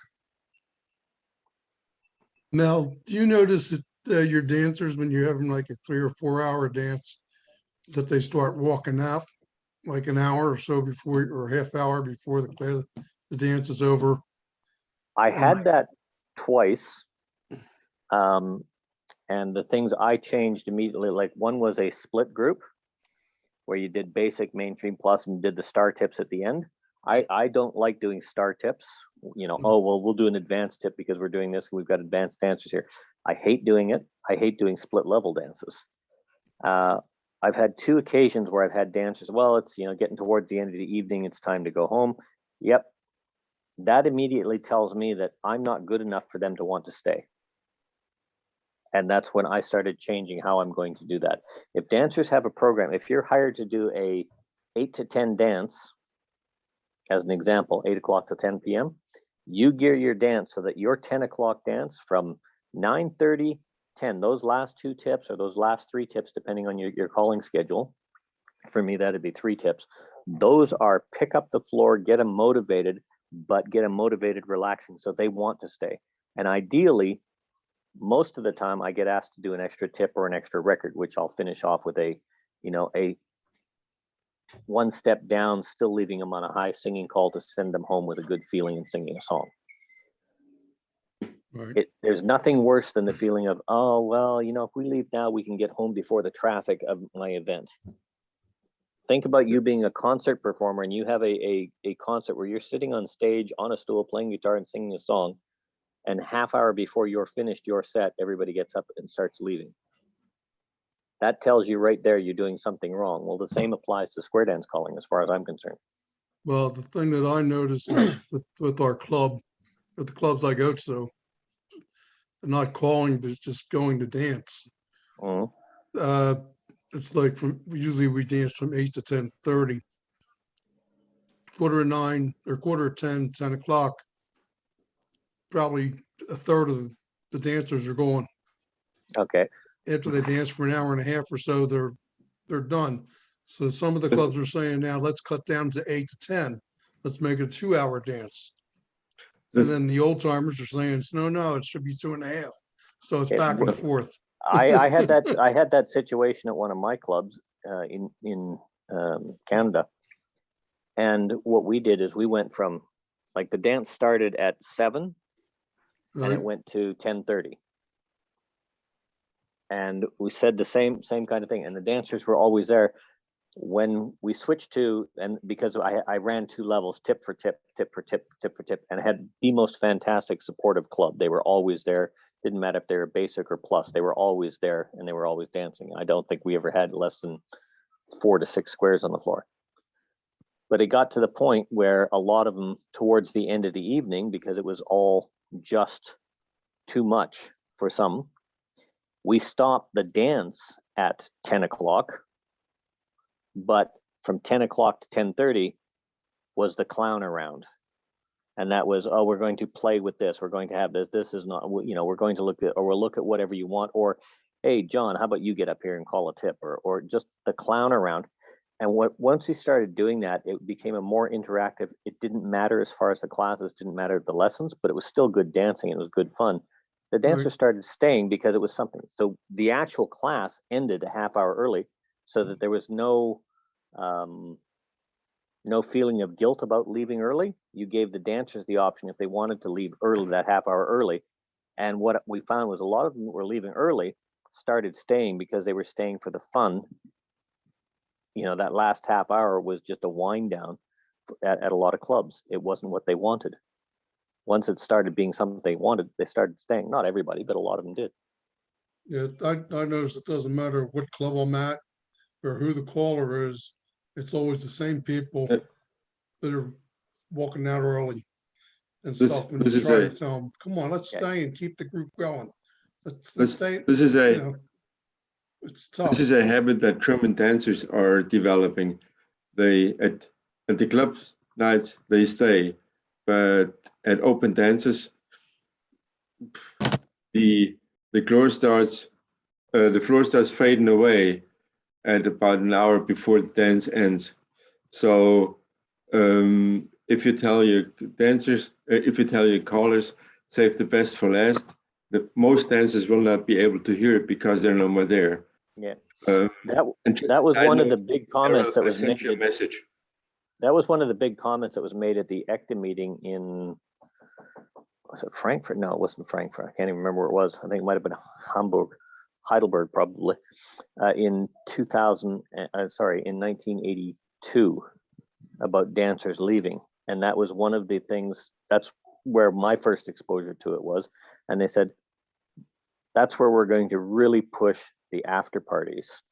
The dance is going to end, the formal dancing is going to end, but the dancing is going to begin. And that was sort of like a mantra or a motto. I don't know how to translate that, but there was an expression in German that sort of translated, the formal dance ends, but now the real dancing begins. And right. I don't know what the expression was, but the after party seemed to have more dancers in it. It dropped the level down to mainstream. Didn't matter if it was plus or +1 or +2 there, the level was mainstream. If it was basic and mainstream, the level was basic. But it was a hell of a lot of fun, and the hall was full, and some of those after parties went till 4 a.m. It was just not nonstop. But Mel, you have been 40 years younger. Also have the dancers. True, but the reason our dancers aren't 40 years younger is not the dancers' fault. It's our fault for not keeping younger people coming in. Well, that's an arithmetic problem. Yeah, I know. That's an old argument we've had. But Daryl, I've sent a message to you. All righty. I would like to say something about younger dancers. When I was a younger caller, I had younger dancers. As I got older, dancers that I catered to got older as well. Oh. Younger callers, that's a big thing. Absolutely, Daryl. We've been discussing this as our dancers as well. Dancers and callers recruit to people in their own age bracket. As they get older, the people they recruit to get older. And unless we learn to recruit younger and recruit down and up, we've got to increase that bracket by about 10 years on either side of our own age bracket and do it constantly to start getting a younger group in there. Some people are very successful at it. Here in Australia, I know I'm not. I have not been able to get a club started for many, many years. Just moved to a new town, and I'm hopeful once I get settled and everything else in that I will get one started. But you're absolutely right, Daryl. On the other hand, I do not want to buy that. For one reason, I think, and I still remember when I was young and I was attracted by callers, if they had charisma. I think we need charisma, and then age doesn't really matter that much. And if we put on the show, if we can sell the product, if we can sing, if we can entertain, the age doesn't matter. I think we need to put the focus on that. Just to say, younger people attract younger people. And I think that's too short jump. Yep, it's one part of a massive equation, and you're absolutely correct on that. I mean, have a look at who is it? AC/DC did their comeback tour, and they're all in their 60s and 70s, and they're all still catering to kids that are in their teens and tweens. Rolling Stones. Rolling Stones, another class example. Yeah. Although I'm sure they're satanic because they never seem to get any older. they're like Bob Baker. Yeah, but I haven't been around very long, but I've been around long enough to see that the teen callers have nice, big, active groups. And as their caller gets older, their group gets older, and their drawing power also gets older. It's just the nature of things. And the kids don't particularly want to go dance with the old people. And how you're going to get them, I still say you get some good, active, young callers that can pick music that the young people are going to enjoy and get up and do a good job of it. You're going to have young people. Us old farmers, that's a different thing. Yeah. And I stretched that F out a long time before I changed my mind about what I was going to say. Yeah. When I looked at that many years ago, I said, if you have a club with an average age of 21, next year the club will have an average age of 22. How many dancers do you need to get to go back to an average age of 21? But the old club will be 23 the year after. How many young dancers do you need to go back to 21? This is possible a couple of years, but then you will have no chance to maintain that average age because your old dancers, and I don't mean old in age, will stay with you. And if they stay with you for 40 years, they raise the club's age. Yeah, but that's the same with any activity, and yet it's only our activity that actually changes. You look at curling, you look at darts, you've got the old, but they're always bringing new people in. You look at bowling, they've got the old, but they're always bringing new people in. If they can do it, they are competitive. That's right. And we need to, I'm not saying make the activity competitive, but what we need to do is make it more attractive. And I think Mickey is very much on the right line. We spend so much time on collar mechanics and choreography and fancy this and this program that. We don't spend enough time, as Ken was saying, on the things that really matter, learning how to teach properly in the different techniques, spending time on learning showmanship and learning the techniques of showmanship. You don't have to be a fantastic singer to be a good showman. Mike Turner was a classic example of that. He ran a teen club for many, many, many years, never had less than 200 dancers. And Mike couldn't hold a tune in a bucket if you wrote it on paper and put a nail on them and nailed the lid shut. And those are Mike's words, not mine. But he was a consummate entertainer and he was fun to be with. So we need to learn and relearn the aspects of the laws of attraction to an activity, or the laws of attraction, or as Mickey says it, we have to develop that skill set of charisma.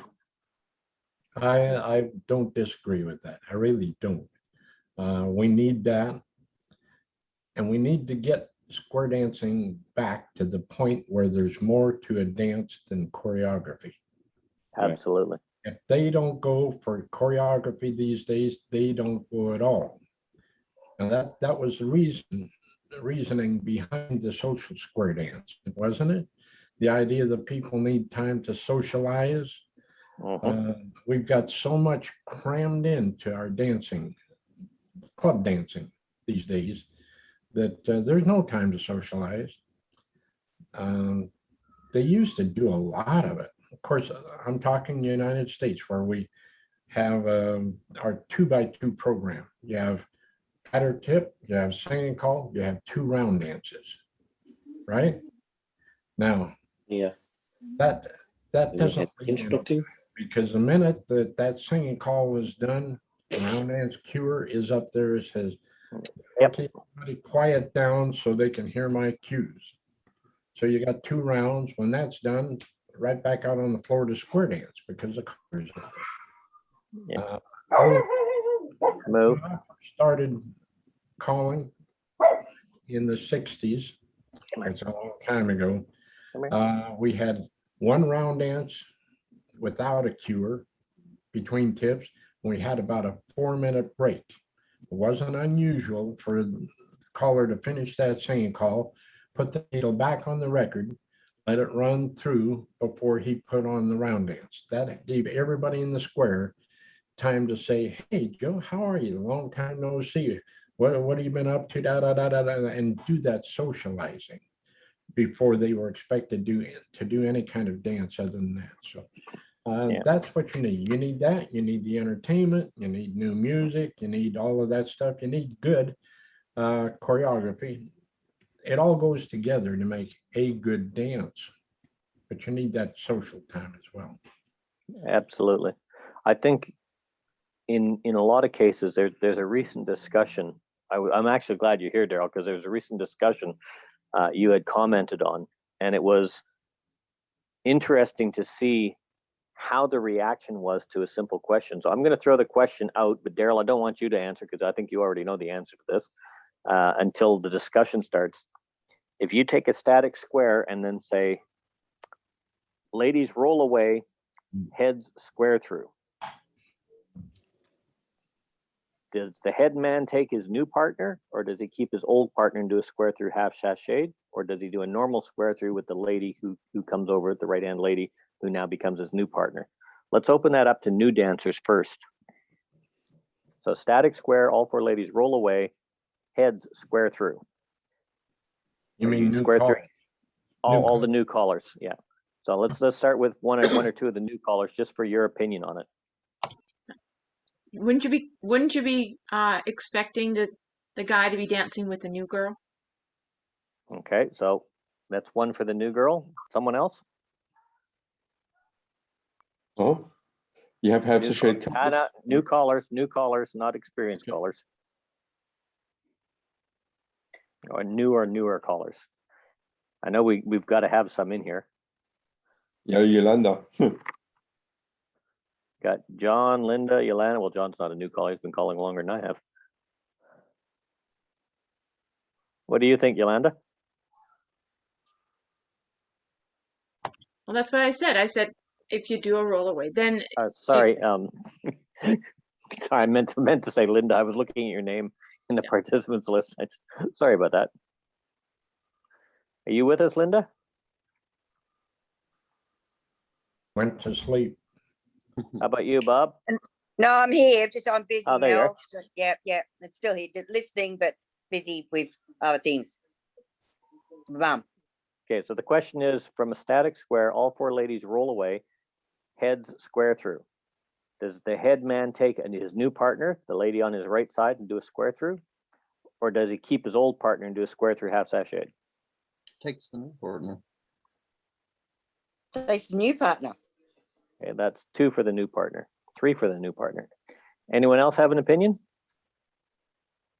On the other hand, I think it's a little bit unfair if you say all 4 ladies roll away, because is it necessary to say all 4 ladies roll away or just roll away? Well, you would say 4 ladies because you can have the men roll away as well. It's right before left. Specified the right-hand dancer rolls away. Right. Well, I don't know if it's correct or not, but how we do it here is when they do that, you still square through with your original partner. You're just on the wrong side. Okay, that's one for staying half sashayed. The reason I left that out, Mickey, you're absolutely correct. I'm going to jump in before we open it up to discussion. Is unless specified, it is a right-hand lady. When you do a roll away, like a half sachet, the left-hand dancer has an action, and a static square is a static square until something else changes it. So if you say heads roll away, the heads are still in the heads position. If you say sides roll away, the sides are still in the side position. If you say all 4 couples roll away, They're all still in a static square until you change the parameters by saying something like circle left, or you give a command that has everybody else doing it. And that's why I left that out. It is a right-hand dancer, but I think the discussion started with callers would call four ladies roll away, but the next call is automatically circle left, whether they called it or not. The dancers would start doing it, and when you called head square through, they'd take their normal partner, and it was a problem. So I'm going to let Daryl chime in because he had an excellent comment in the chat, and then we'll just open that up for discussion. Okay, I'll ask a question, and I'll try to put the comment in that I put in there. What would you expect of the dancers, and why would you not just call half sachet heads half sachet if that's what you want? Why? It's a gotcha, folks. That's all in the world it is, and that's all that a caller would ever use it for. What can you expect the dancers to do if all you say is roll away and head square through? And now that's an actual question. Give me the answer. Everybody give me an answer. What would you expect if all you said was heads, just roll away and head square through? Well, I only could say what I would do is if I want them to do the square through half sachet and then meet the others, which should be half sachet as well, from the timing wise, not have the dancer standing around so long, I would call heads roll away, square through, and then while they do that, I call sides roll away. So this would be that's fine, Mikhail. Yeah, Mike. That's not an answer to my question. What would you expect the dancers to do if all you called was roll away, square through? What can you expect from the dancers? Can you expect them to do it or not? In some of my groups, yes, but on a dance, I wouldn't do it. It depends. And that is, I'm just going to jump in for a second. That is one of the big comments that was coming out, was what do you expect the dancers to do? And I thought that was the best question that was asked when you asked it in the chat, Daryl, because that's the one that caused a lot of controversy. Because what would you expect your dancers to do? The answer is a static square is a static square. It doesn't change. If you had all four couples roll away, head square through, they're still in the static square. But what would you expect the dancers to do is because of how we teach them, how we use it. Right. And Daryl is absolutely correct. It is a gotcha because some would do it and some wouldn't. Would not be dancing. That's the thing. They pay to dance. They pay to get. They don't pay to get tricked into making mistakes. It's all the gotchas. 9 times out of 10, you're going to get got for it. Now, you better be a pretty good comedian and be able to make a joke out of it if you're not going to be disappointed dancers. Absolutely. Yeah. I'm 100% with you, Daryl. Yep. And to add on what you were saying, Mick, there's so many different ways. A lot of places don't use a half sachet; they use a roll away, and that's not a dancer's fault. That's a caller's fault for not using it. But if you are going to do something like that, and you wanted them to do original heads half sachet, then just anything you can add to make it clear for the dancers will work. As Mick said, original heads in and square through, sides roll away. If you have everybody roll away, you can say everybody roll away with a half sachet. Original heads go up to the middle and back, square through 4, your half sachet. You know, whatever it is that you can add the dancers for danceability and success is better than leaving that question mark for the dancers to figure out what they think you want them to do, because they will always choose the opposite of what you want. Yeah, the clarification helps.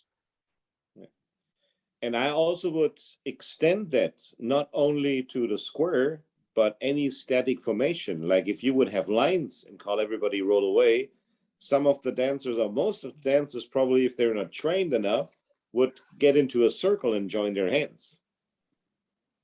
And we still would be in a static formation, which would be lines half sash 8, right? Well, what would you call immediately after you said roll a half sachet in lines? What would you call immediately after that? Everybody roll away and move up to the middle and back. Am I Right. right? How Right. many would not say up to the middle and back and establish those lines nicely so the dancers can do whatever you want next? The point of it is, as a caller, what you need to know is what you can expect from the dancers rather than have them know what they have to expect from you. That's correct. This is part of the problem in the activity today. We've gotten so wrapped up in the definitions and all of the different ways that we can use this material that we have, that the only dancers that we're keeping are the ones that like that. And guess what? The only callers we're keeping are the ones that like it that. Being one of them, I know I can see it from the inside. So I'm part of the problem. But if we don't correct that, square dancing is going to be going downhill from here on out. Pure and simple. Yeah. It's got to be nice, good, smooth, interesting. You can get a tremendous amount of variety in your calling without it being difficult, without it being continually challenging. You know who gets bored with the material? The callers. The caller, not the dancers. If you're up there doing a nice job, like Mikhail said, of presenting that material in good, smooth, flowing combinations, they're going to dance it and then hit them with a really good singing call that everybody's going to enjoy. You've got some that are going to calm a floor, some that are going to raise a floor, but that's what the singing calls do for you. And this is where the circle closes itself, because we said, like Mel said, when we had over here dancers leaving the dance already an hour earlier, if not the club dance, it is because we're making them tired. And we used to start dances maybe at 2 or 3 o'clock in the afternoon or 4 o'clock with a workshop, easy, smooth in. They were hungry. They were staying there. They wanted to dance. They want to get to the after party. Now we start the dances at 11 o'clock or at 10 o'clock and try to get more levels in there and push them. And they're dead tired and they're old worn out shoes and they just want to go home. Yeah. Yep. Because they're so brain dead by what we present and not entertained enough, as I feel it. Because if you're entertained, you don't want to go home. You want more, right? So Absolutely. That's where we gotta keep the dose, keep an eye on the dose, what we're presenting. Yeah. I think one of the then kind of I call it like a kind of a mentality of going to the cinema. You know, they come, they put their money down and let's entertain me, give you my share, and then I go home. It's not so much the socializing anymore. Like we're here to stay and have a good time. Yeah. Yeah. There's two things that Daryl, you said that really hit home. One is callers need to know what to expect from the dancers. And the second one is dancers need to know what to expect from the callers. Now, when I look at those two phrases, one is correct and the other one is something that all callers should be aware of. And the answer to what should the dancers expect from the caller, and that is to be entertained with smooth danceable choreography and have fun. And that answers the question at every single level of dancing for whatever the capabilities and everything else. What dancers should expect, or what callers should expect from the dancers, in my opinion, should be focused on the caller should expect them to get what they expect from me. Good, smooth, danceable choreography, regardless of the program. If I'm focused anywhere else but on the dancers having a good time and enjoying themselves and being able to dance and have fun, my focus is in completely the wrong place. Choreography is just a tool that I use to deliver that. And you've heard me say it in many, many sessions, an expression I stole off Daryl: different, not difficult, will make a dance. Yes, I tell you what, it has just gone plumb crazy through the years. You all know I've been around since dirt was invented anyway.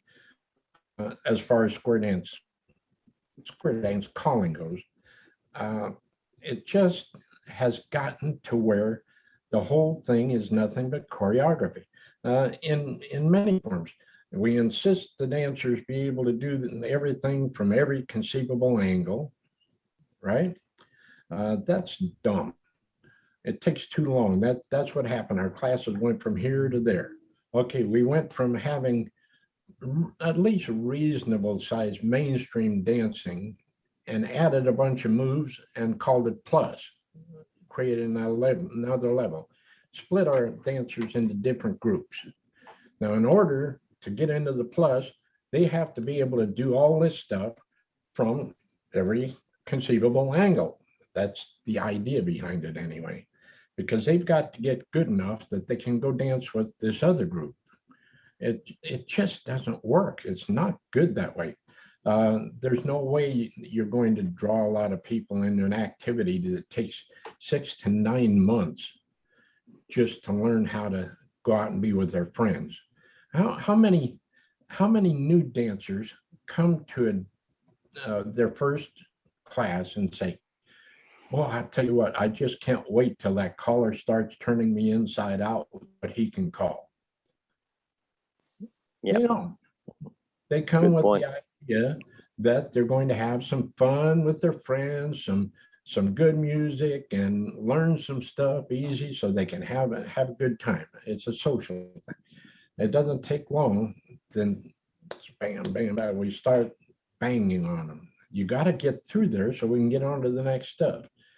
And I still say the callers are the ones that get bored with it. Now, I know that for a fact. I'm trying to teach a square right now through the SSD, one square.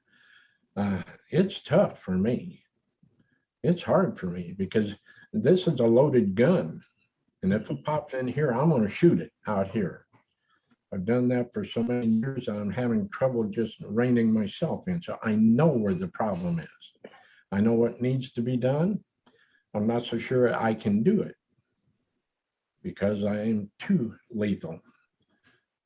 Yep. What do you say? Well, I'm going to have to get going here. I'm missing an excellent discussion, and I thank you, Mark. I want to say thank you very much for looking after the last couple of weeks for me. Please continue the discussion. I have to leave. That doesn't mean anybody else has to. I'm running out of phone credit, so I'll have to do that. Excellent session last week. Excellent discussion this week, and thank you everybody for coming in and supporting these sessions. Take care, Mel. Hopefully I'll have internet next week or the week after, and I'll be back to talk to you. Take care, everybody. Was your move Bye-bye. successful, Mel? Yeah, we're all down into the house while ours is being built, so we're in a rental for a year. Oh, good on you. See you next week. Take care. Bye-bye. Bye-bye. Yeah, I'd like to make one comment following along the same lines that Daryl was saying. Before I left Queensland 8 years ago, there was one club that danced twice as many squares as any other club in Queensland.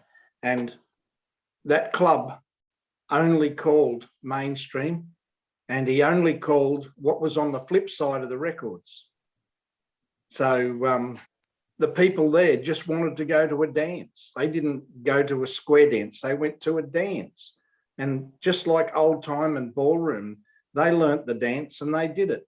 And if you got up on the stage and called a record that caller had, but called a different figure, the whole floor would stop because they knew when he put the record on what they were going to dance. And they enjoyed it. 5 squares. Most of the other clubs were dancing 3. So the people want that enjoyment of what they're used to. So I think this is what we have to start thinking about, is creating the enjoyment for the dancer more than hard choreography. If we ever expect to rebuild the base of dancers that we need to continue on and eventually, I suppose, get into plus level, we're going to have to back away from everything. It just, there's no way that we can maintain what we built here without backing off a little bit. It just won't happen. And that it's a terrible thing to have to say that, but look around. It's not good. That's a downer. I know it sounds very depressing and all of that. No, but you're not depressing, Daryl. What I think is that we as callers must not cater to the 5 times a week dancer, but to the 1 or 3 or 4 times a month dancer. Well, it's like I say, it's not just the dancers, it's the callers and the yeah. The survivor. You're talking survivors because they dance enough to be able to survive what we do, and they like it that way. Somehow we've got to have that program, that entry level program, that's going to be big enough that the callers that we have that are maybe not this computer type brain can handle it and help rebuild that piece. Now, as it is, the callers that we're retaining over years of time are the ones that like it the way it is. The dancers we're retaining are the ones that like it the way it is. And the ones that we are retaining, dancers and callers, they don't want to change. They don't want to change. So how are we going to talk them into SSD or some kind of a program, entry level program? We couldn't talk them into basic level throughout this past 40 plus years. We have to, the 2 things, I should say 3 things that I like about the SSD, and trust me, there's things I don't like about the way the program's put together. But the things that I do like about it, it pretty much is 50 basics. Okay, and that's a good thing. Second thing is limited applications, no extended applications, and multiple teaching. Teach more than 1 class a year. I remember probably, I'll make a guess now, at least 20 years ago, a caller paid a marketing company tens of thousands of dollars to look at square dancing and tell us how we could best market it. You know what their answer was? You don't have anything to market.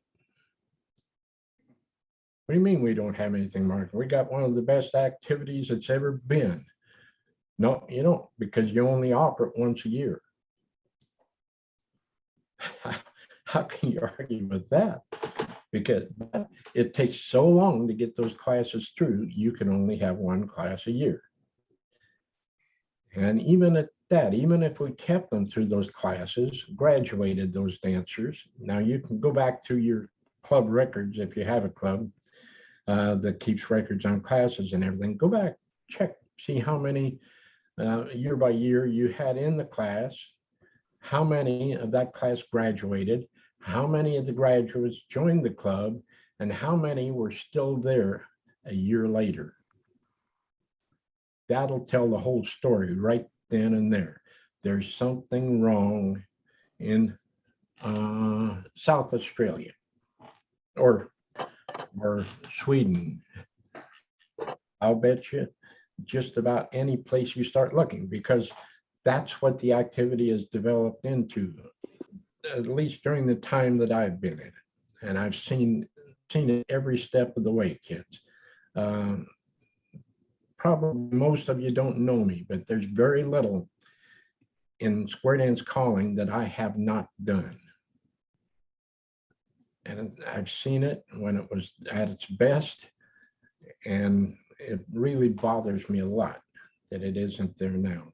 And I would love to see everybody get on board and come up with an entry-level program. It doesn't have to be SSD, but something very similar, something that fits the concept. All right.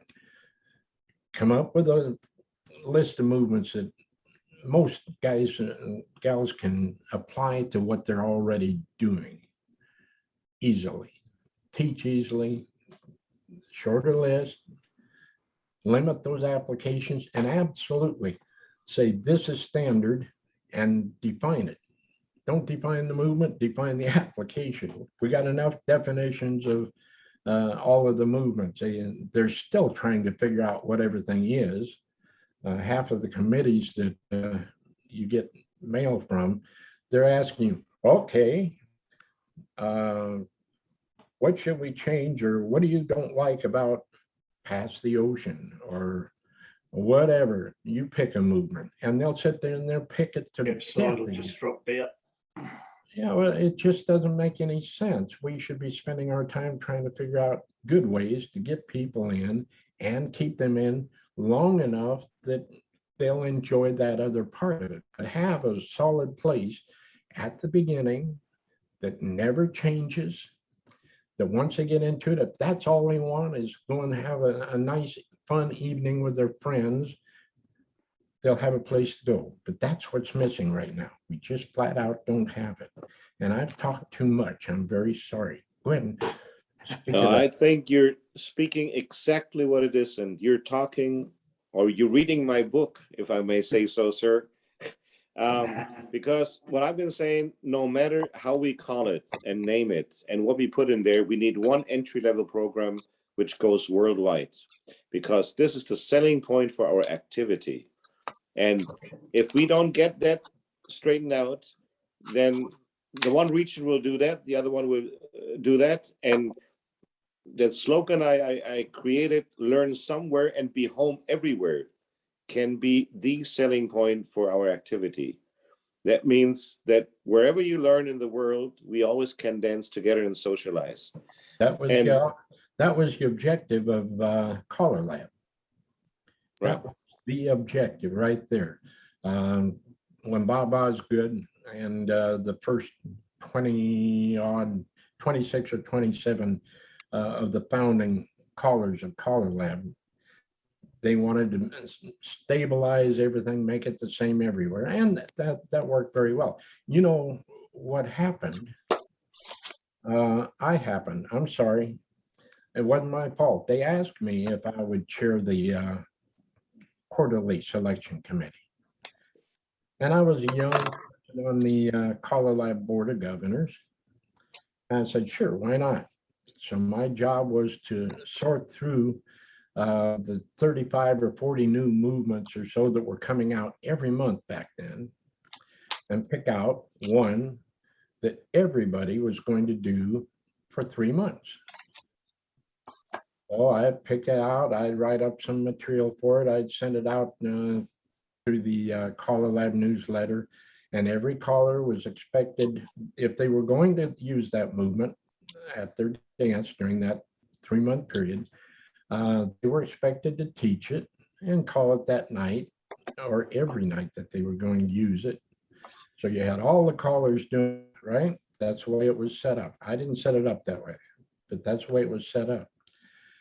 And it worked really, really well up to a point. But I'll tell you what, some of the dancers in some of the areas were not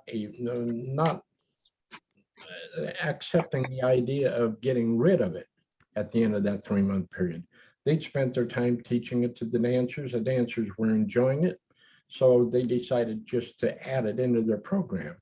So now they had coordinate, they had spin chain the gears, they had well, back then they had clover flow and turn and left through and this and that and this and this, and they recycle, ping pong circulate, Ferris wheel. Remake the dar.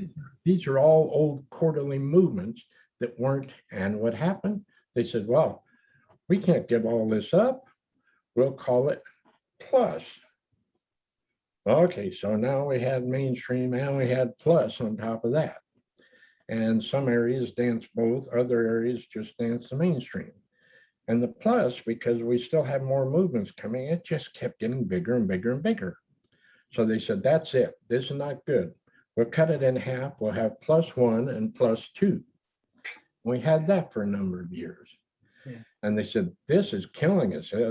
This just, all it does is divide the number of dancers up over and over and over again. You see? They said, okay, let's reduce the size of plus. We'll keep the most popular ones and we'll make it this big, and we won't make any changes to it without a whole bunch of committee meetings, and we'll keep this, get rid of that, and type of stuff going. And they did it in the quarterly selection committee. They finally came to the conclusion that that was a mistake. So that's how you got the programs that you have right now. And yes, I was there. Blame me if you like. But when they decided to make it plus, I fought that like crazy. I didn't win, but I fought it right up front. The program that was so popular back then, in those earlier days of modern Western square dancing, was a good basic program, or even as they added the sets in order extended 25 movements, which became the mainstream program. The dance program itself was popular with all the dancers because there were 35 or 40 new movements every month coming out in all the note services. And Lord, I don't know how many note services there were. Was getting about 5 or 6 different note services. And callers would just go in there and they pick, okay, hinge the bucket. Gee, that sounds like fun. How's that done? They do that, they take it to their dancers, and dancers have a great time with it, and you throw it away, get something new the next dance because it was all coming out. Your national traveling callers, they come to town and, hey, I got a brand new movement. You're going to love this. It's called Flutter Wheel. And you got Flutter Wheel. And sets in order said, okay, let's get a bunch of our top names together, our nationally known callers, and let's see what we can do to stop all of these movements coming and everybody doing something different. They formed Caller Lab, and the rest now is history. And there again, I've talked too much. I'm sorry. Put everybody. Ariel? Yeah, one thing, you got to be, the SSD people got to be honest. If they would put the effort in using the basic 50, they would have the same success as using the SSD program. Yes, absolutely. There are additions to the SSD that we didn't have in the basic 50. The problem with it, as far as the actual community of dancers that we have now, the problem is this: they don't want to change. Right. They don't want to change. So now I've got 3 different clubs that I call for, all right? And they're all within our metropolitan area here. Now, they're mainstream. They are mainstream, excuse me, one of them's a plus club. But basically our area and our whole state is, the clubs are mainstream, with a few exceptions. If you gave me the basic program, basic 50, get rid of anything in there that isn't popular, isn't typically called without cues. I know, don't tell me you love Do Paso, but I've called a lot of places all over the United States, and I've been to Australia, I've been to Sweden, I've been to Germany, I've been around. Let's put it that way. Most places you call a Do Paso, what do you say? Partner left, corner right, partner left. They're arm turns. I don't have to have a name to teach to do that, so get rid of it. That type of stuff, get rid of it. Turn through, 9 times out of 10, when turn through is called, to the level of dancers we're talking about, it's going to be turned through to a element left, isn't it? You don't get that many turn throughs. Get rid of it. Get rid of stuff like that that you're not going to use. Use the arm turns as they were meant to. But you can come up with a program, I think, that's going to satisfy most of the mainstream dancers that you have. Call it square dancing. That's it. Not mainstream, Right. not basic. Call it square dancing and keep the plus and call it square dancing plus or plus square dancing. But have that base level called square. If you're going to advertise something on a flyer hanging in a window or something, say, come learn to square dance. They don't say come learn social square dance or mainstream square dance or basic square. Come square. Bad name, as we learned all in the English speaking, right? Basic. Yeah. Well, yeah. I don't know. I don't think there's much hope in the square dance world doing all that, but I think it would help. I really do. It would at least put it in a form or a framework that would answer some of the problems we have now. On the other hand, you said before, when you mentioned that grew over the years or decades, we kind of opened the box of Pandora by training those dancers so technically that a vast majority of our dancers now are those high-tech shows which demand that, right? And trying to get them back into the socializing and cutting a little bit off or sending them to another level in order to keep the entry level open for the newer dancers to come and be satisfied. That's probably the toughest task we have to face. Yes. We got some really tough things to face. All right. I just hope that those that are in a position to get these things done, get it done. And like I say, it applies to callers as well. Can you imagine if the entry level was solidified?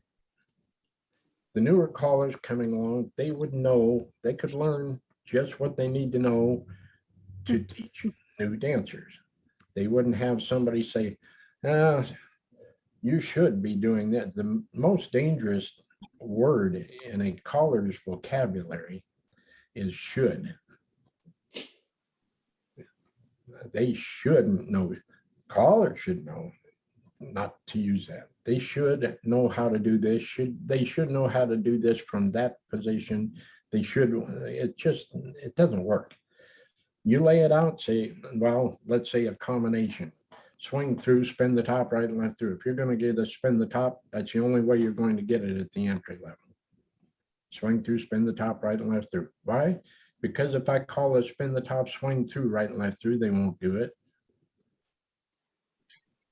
If I call it spin the top from any other arrangement other than the normally accepted one, they won't do it. And how long is it going to take to teach it? That's the big thing.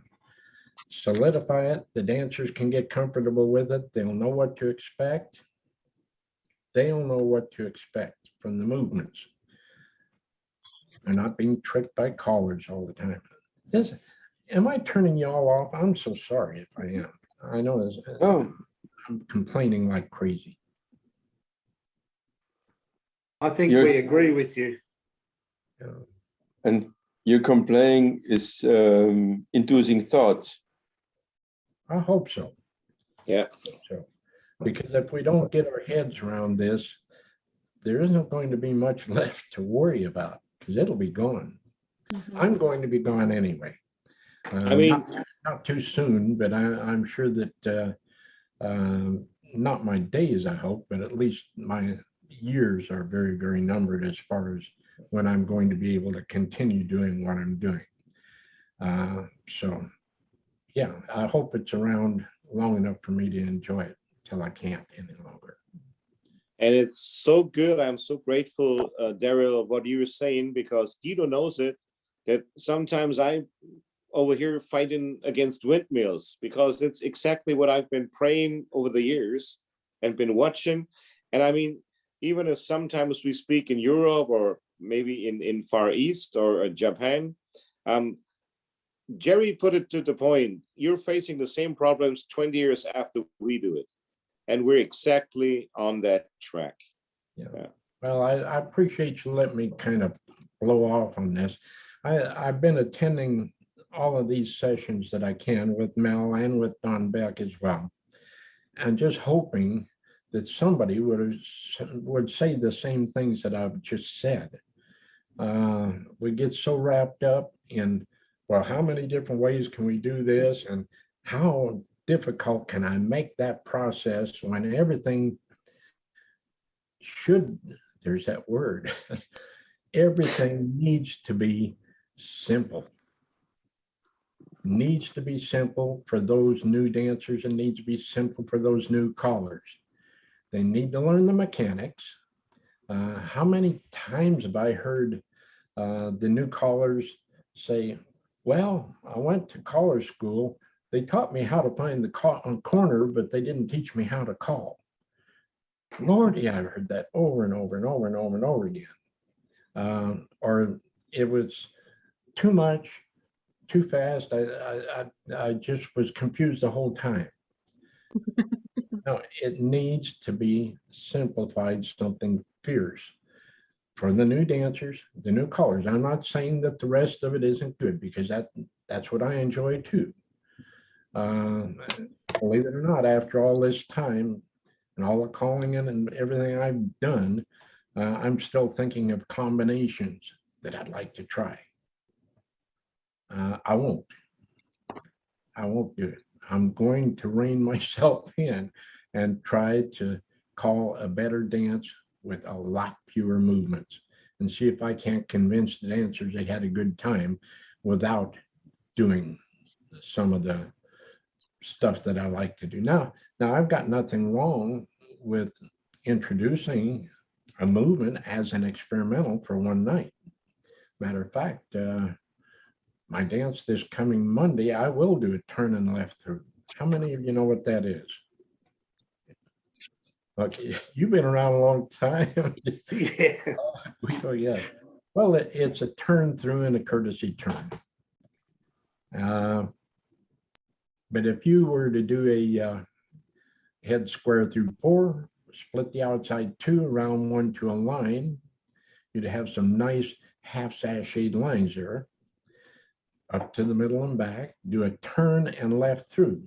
It's a turn through and a courtesy turn. Now to resolve to the corner from there is very, very, very simple. And it works out so nicely in a singing call. Now I'm not going to tell you how to resolve it. For those of you that don't already know, you can go ahead and get out your checkers or go to combinations or whatever. But it's head square through 4. You know where you are, facing that corner, right? Split the outside 2, separate round 1 to a line of 4, and then turn through and a courtesy turn. And when it was an experimental in the quarterly movements, it was called turn and left through, and that was one of the original plus level movements in the plus thing. We had so many that did come and go through the years, and so many of them that did stick around and became part of the mainstream and part of the plus for that matter. But yeah, your dancers will enjoy it. Don't make it part of your program that you're going to do it more than one night. At the end of the night, sweep it under the carpet, do something else the next time around. They enjoy that. Something new for everybody. It levels out the floor. It makes everybody the same for a while. I asked about program earlier, and I'm talking too damn much, too long. But how much of a program needs to be something different? That's something. Programming is something that the group should have a discussion on sometime, because that's a very, very important part of what we do as callers. Extremely important. Yeah. Yeah, I can remember back in the 70s and 80s when our national conventions here in Australia were basically mainstream. And there was always a basic room and a mainstream room. And those two levels were very, very good and people enjoyed it. And it was in the 90s when they started bringing plus sessions in, and then A1 sessions and A2 sessions. And the numbers at national conventions just dropped right off. Yeah. And when I was calling in Queensland until 2011, on the 5th Saturday of each month, I'd run a dance called Fun with Basics.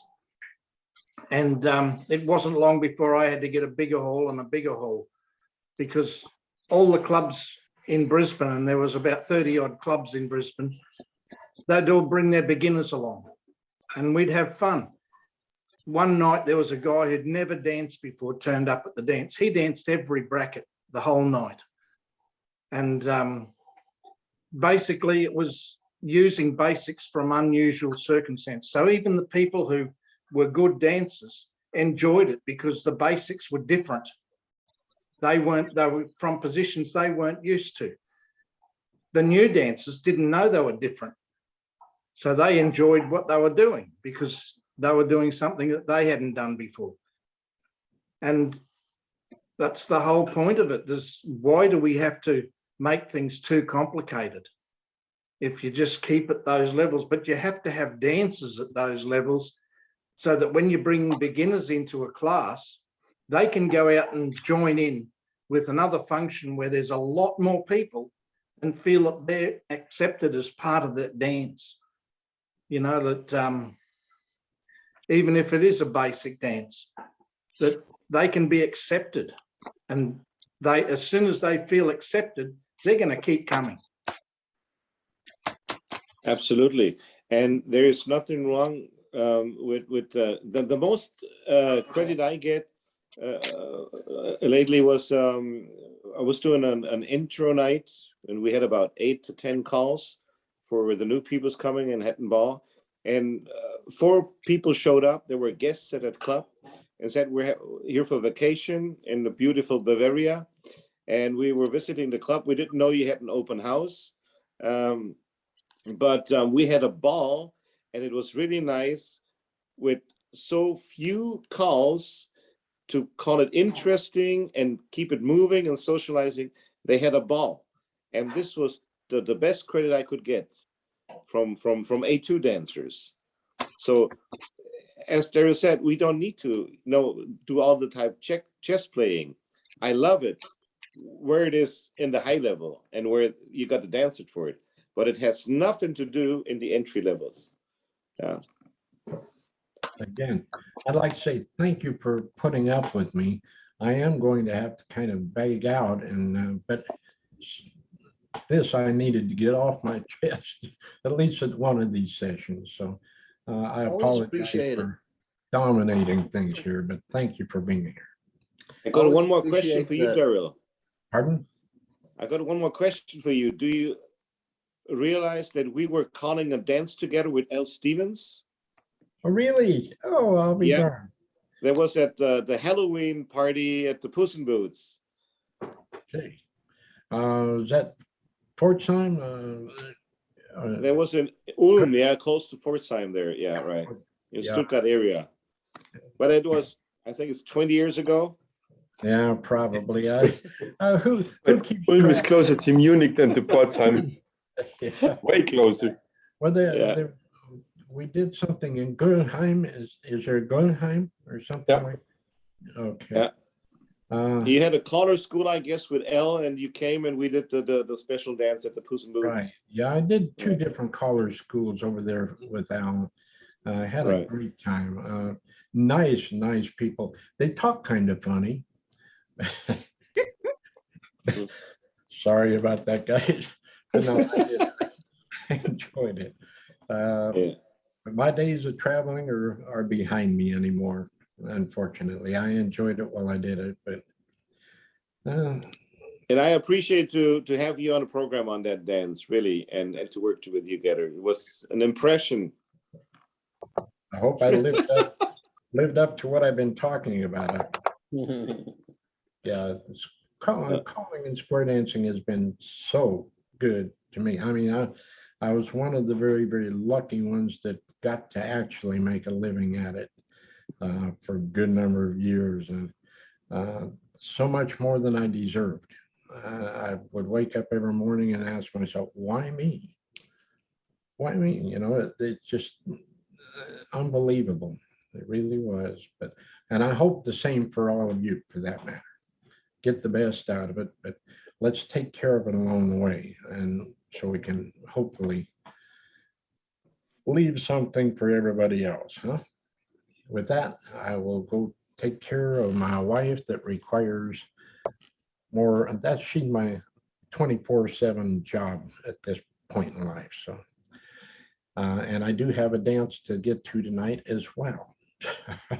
With that, I will bid you good night, and I'll see you on the screen sooner or later. Good Take night, care, everyone. Daryl. Good night. Thanks. Bye, Thanks, Daryl. Daryl. Thank you. Wow. You were talking about the higher club dancers. One thing I've noticed about those dancers is when they dance mainstream and plus, they're really not that good at dancers. A lot of them. It's like, why are you dancing that level when you can't even dance this level? Right. But some reason they think that they need to be dancing the higher levels. But I call them kind of snobby dancers. They think you got the, but let's put it that way. In my high level club, I have dancers. They dance at least 2 or 3 times a week, but they dance. All of them dance at the mainstream level, and they're good dancers. And they know that I recommend that and that I care for that. And so they're all in mainstream clubs, and they all dance and all are involved in recruiting and supporting the classes. So they're really square dancers in the meaning of the word, right? And they're not just benefiting or just dancing in the high level and don't care what's going on the rest. And I always tell the high level dancers, you should get involved in basic training and education and recruiting dancers, because you need it the most up there. I mean, we're taking a look at the pyramid. If you don't have a big base, who you think is going to show up there? If someone's going to show up, Right. So, yeah. I always thought the Pareto principle was also valid for square dance, meaning that you need 5 healthy mainstream clubs to support 1 healthy plus club. You need 5 healthy plus clubs to support 1 healthy A1 club, and so on. Yeah. Then you have good dancers in all of them, except for the mainstream.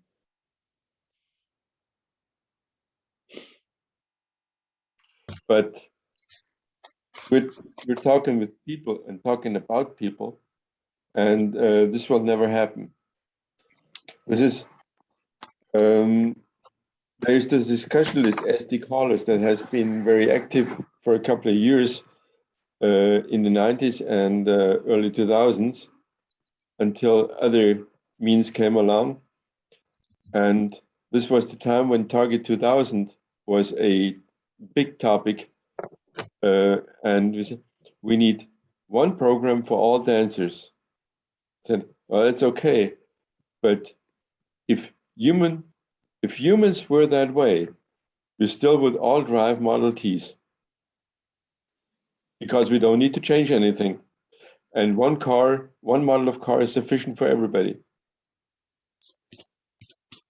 And humans are not that way. So 1 program is not sufficient for any square dance, for everybody, for any square, no, for all square dances. It might be sufficient for the majority of them, but not for all. Well, you've got 2 different kinds of dancers, right? You're the ones that just want to keep it simple and they want to socialize and just relax from whatever kind of day they've had.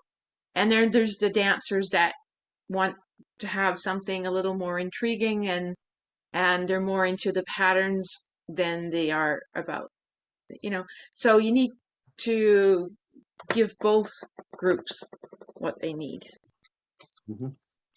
Yeah. But it But would yeah, be we nice, have- but it'd be nice if they could socialize together every once in a while. Well, I mean, I've been really enjoying this, especially now that I got my computer back up and working. But I'm gonna have to call it a night. Been good seeing y'all. Thank you. Bye bye, Bye-bye. Steve.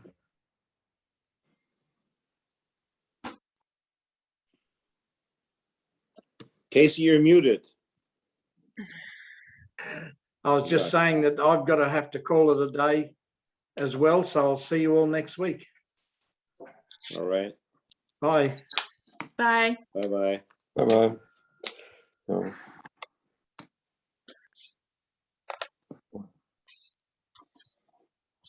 Now we're back to Yolanda, Mickey, and me. Everybody else is muted or not here. Yes. Yes. And are we still on record? Or wait, Mark is still on the record. So Yeah, Mark has left, so he just left his computer running. yeah, he just left it on. So Mike is here too. so so while we've been discussing, I've been color coding. I figure I'm going to do the same thing as when I was in university. Every course is going to have a different color.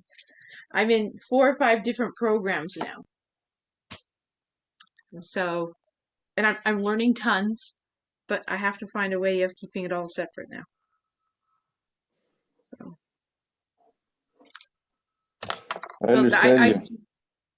it's totally different calling SSD or and full square material or regular square material or 2 couple material or 2 couple plus material. So I've got all these different variations. New callers aren't supposed to be doing this, but I figure I'm going to grab as much mic time as I can. And I'm learning different things from different groups. So. When I played music on stage with a band, you always said there is no better practice than being 5 hours on stage each Saturday. Yes. So and even within the same type of calling, each group is different. Yep. Right. So you have to adjust. So this is very good practice that I'm getting. The only thing you can do when you have different groups is some of your choreography you can hone. You can hone your abilities to do a singing call because you can do the same singing call, let's say 3 times in a week. And well, I've learned now to have singing calls, but have them at different levels. So the figures is different, but the singing call. So then your opener and your middle and your closer are the same, basically, right? But the figure is different. I didn't mean the choreography in the singing call. Okay. That you get to know the piece of music. I have several pieces of music that I haven't done for years, but when I put them on, everything is here. I have the taglines, I have the hook lines, everything, and the choreography I use doesn't matter. But I know the melody, and I can use the melody for my purpose. As in patter or singing? Both. Okay. You even need to know your pattern. And when you have your program set to loop, and you can change, and you can specify where to loop, make the loop so that it suits you. Like SQView by standard loops when you reach 20 seconds to the end, to 20 seconds after the beginning. But you can change that. It's tedious work. It's not very satisfying finding the exact microsecond where it should loop to, because the SQView doesn't really assist you in doing some stuff like this. When you go to a DJ software like Tractor, they say loop, or go into a vamp and have 32 beats repeating. It does that to the beat. So you just push the button and it loops on the beat. SQView doesn't do that. So you have to find the position where you want to go. But the big point is, if you just let it loop automatically, it doesn't fit maybe the parts. And you really need to know your music. Like Mickey probably can do it, I can do it, and a whole bunch of other callers can do it. Resolve a square when you have 20 seconds of music left. You just resolve them. Because we're doing this for so long that we just can do it. And I personally, I do have a talent that I cannot teach you. I'm capable of knowing how much choreography fits into the remaining music. Okay. And knowing my dancers, sometimes, or a lot of times, I even manage to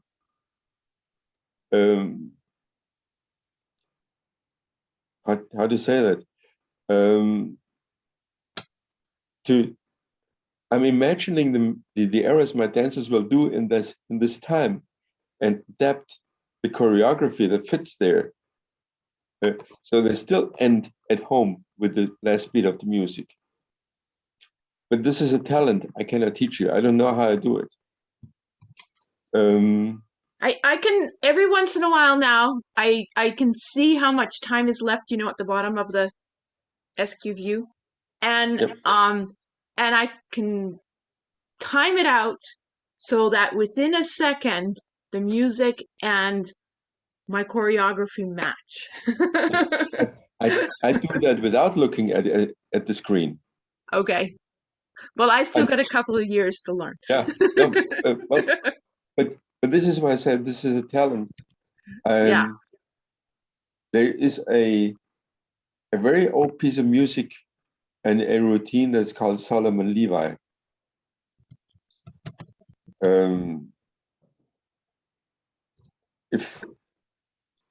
If you ever find that routine somewhere in Sets in Order, or it's a very simple routine. It says couple number 1 separate, go all the way around the square.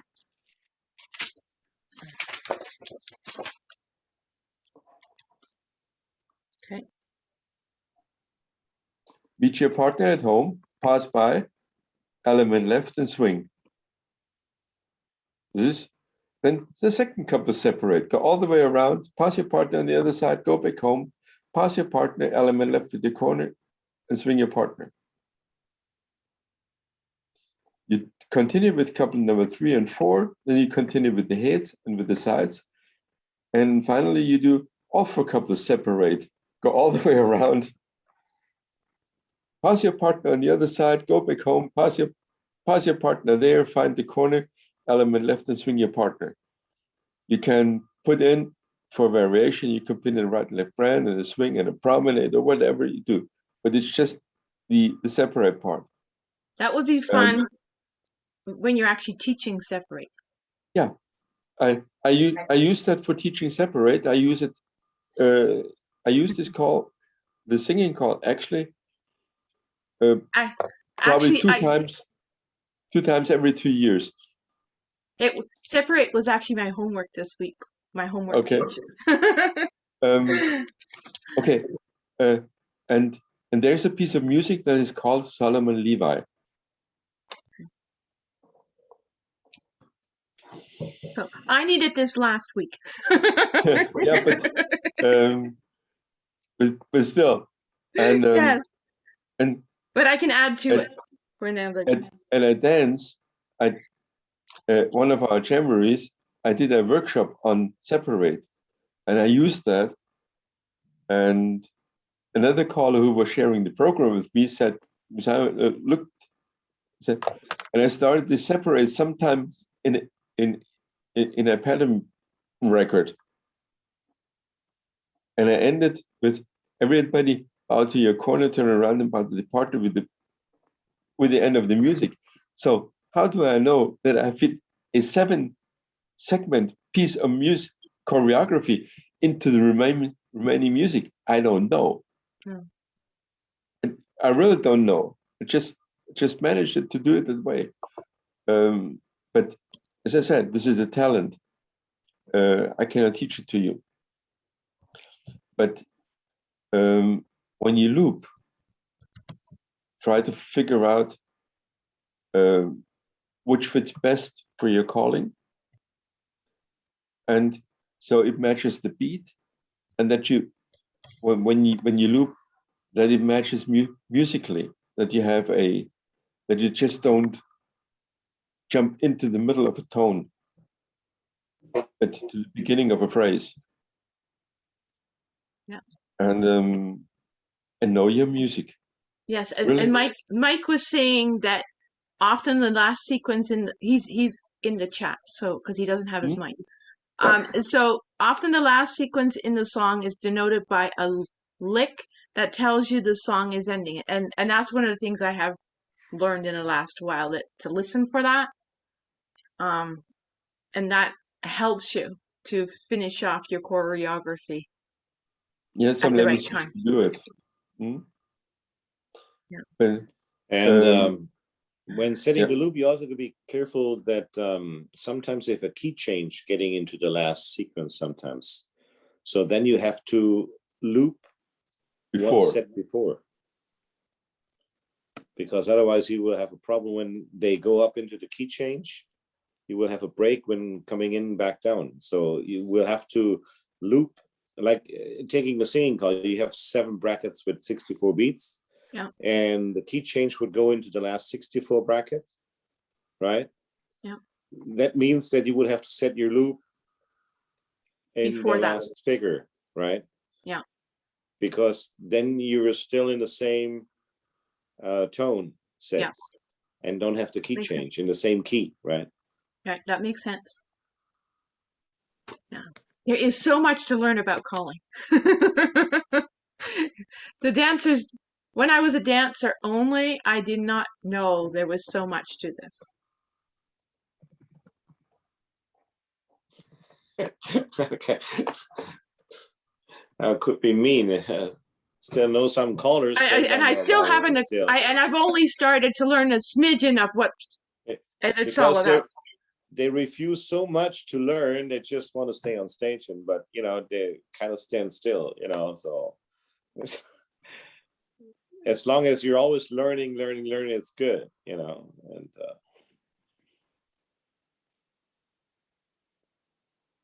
okay. We also had a discussion with other caller groups where everybody was kind of being angry, mad, and sad about how bad the dancers are. And I listened to that for about 20 minutes, and then I said, stop right here. I cannot hear that, excuse me, that bad word anymore. Yeah, I had to be really precise on that, because I said, you call yourselves leaders of the activity. You train the dancers, you do the programs, you run the dances, you educate the dancers, and now you're here and trying to put the blame on somebody else and on the dancers. Are you crazy? I more or less think that a caller is just like a tour guide in the mountains. And if he's a professional, he can take him up to the top. He can take the slow walking path. He can go through the wall. But if he's professional, he has to see and he has to know who's able to do what. And that's what I expect from the callers. Okay. And if not, I said it really clear to them, put down the microphone and don't ever enter a stage again, please. You're not worth to be named a caller. And I mean, there was silence in the room. Oh, yeah. Dave Prescott and Martin Koster said, he's damn right. Right. And that is what brings it to the point. I mean, if we want the glory, we have to do the work. Yeah. And then we're in charge and there's nobody else to blame but us. Right. But I guess we're addressing the wrong people here because they're all involved, right? They're all enthusiastic. They want to learn, you know, they're spending time, they're dedicated, they're committed, right? We should reach all the others. Yeah. You can only work on yourself. Right. That'd be a good example. Right. And dancers will get to know because they trust you, they like you. Yeah, they want to come, they're coming back, they want to be entertained, right? They like the philosophy, they like the attitude, they like the charisma, whatever. All the things we were talking, we want. And if that's what they see and they like and they come back, then you are the leader and then you win because they win. You give them something. Yeah. And that's the most important thing. I mean, they, you know, taking myself, just like Daryl said, lucky shot. Yeah, we can make it full time and been doing it for 24 years now or 25 years. And then Corona came, knock on wood that it took so long, right? And it went so well that long time. For other callers, it went well longer and hopefully we're coming back to normal. But I mean, you know, it's a tough job on the one way, but more or less it's, you know, what we like most, just like a soccer player. Of course, they train hard, but you know, what kind of work is that? Taking other people's working in the factory, whatever, having hard jobs and you know, and have to really work hard 9 to 5 or whatever. And they've got problems in the job and with other people, in their families, and they're coming to socialize and to enjoy and kind of to charge their batteries. Mm-hmm.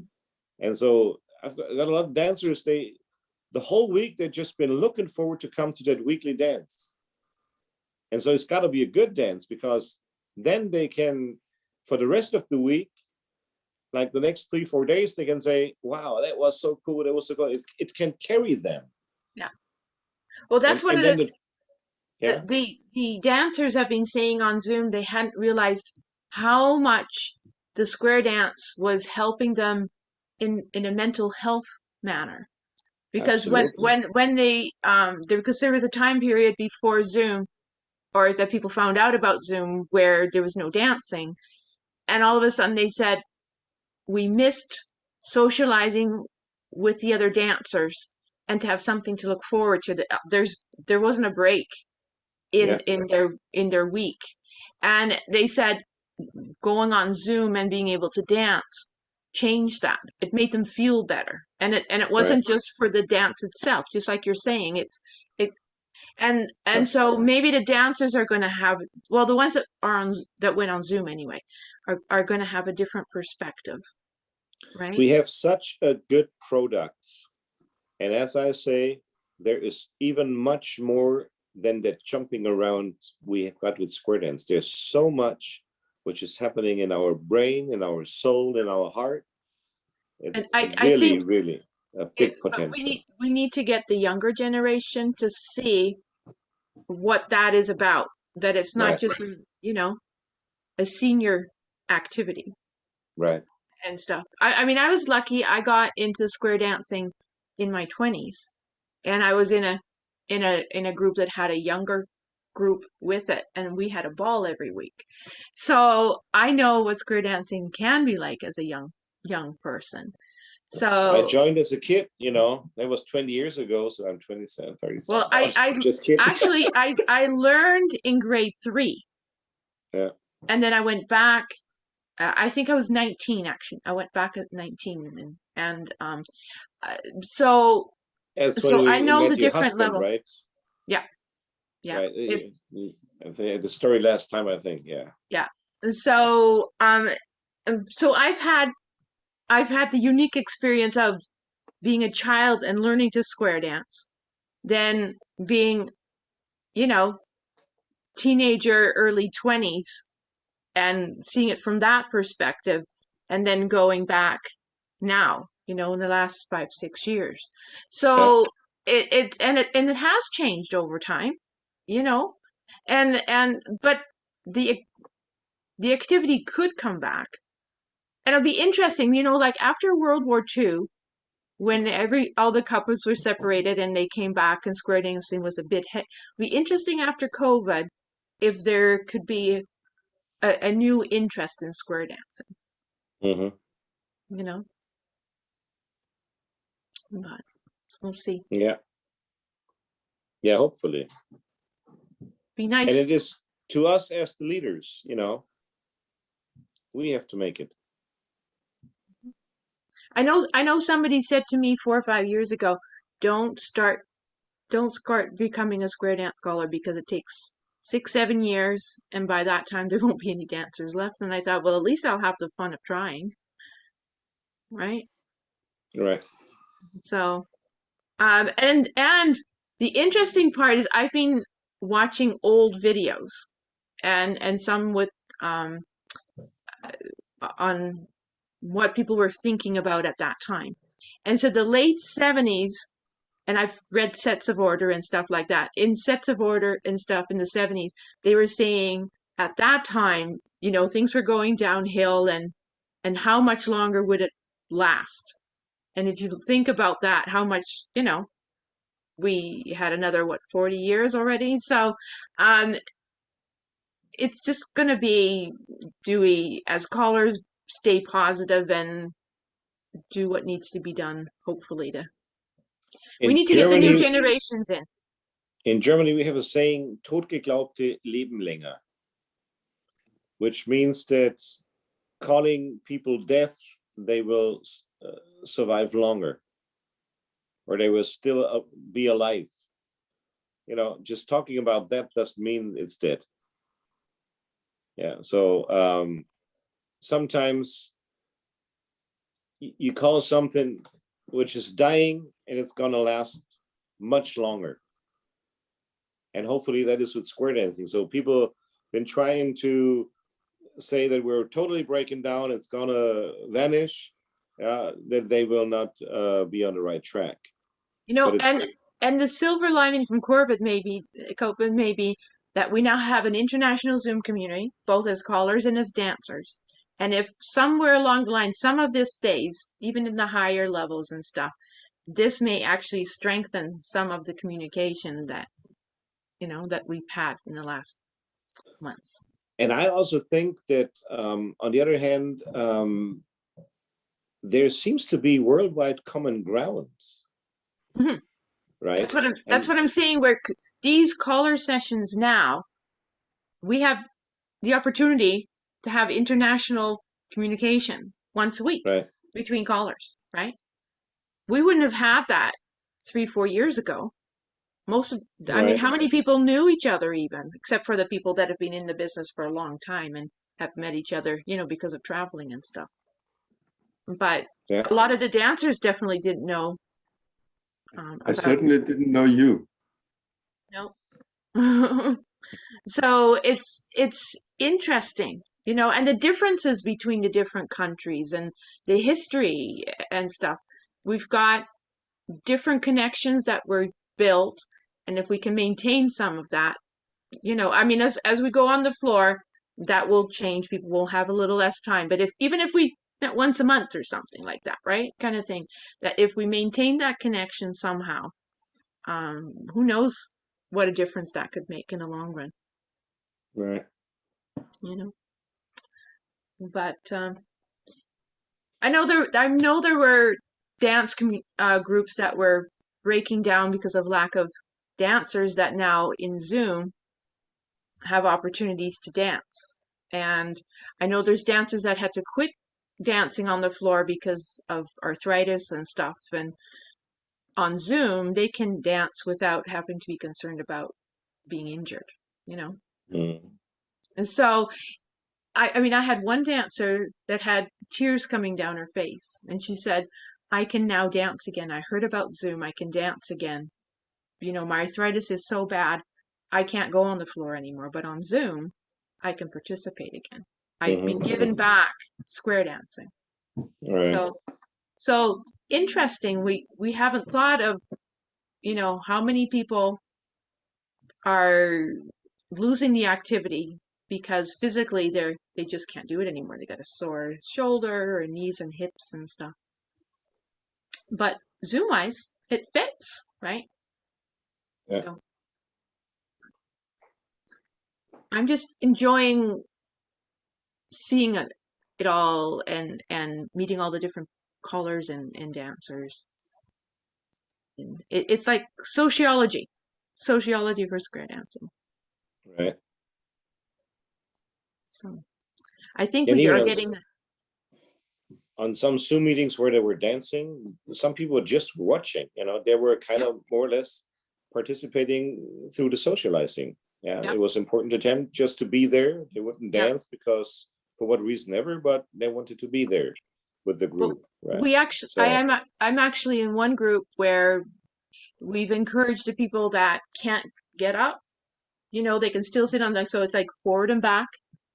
You know, and some we've gotten with a chair that can swivel, so you know they can go around and stuff like that, and so there's that in between. You know, like they can do a little bit of movement still, and they said, oh, at least we can still participate, and we can socialize with the other dancers in the caller. We're not. We still get to be in a group.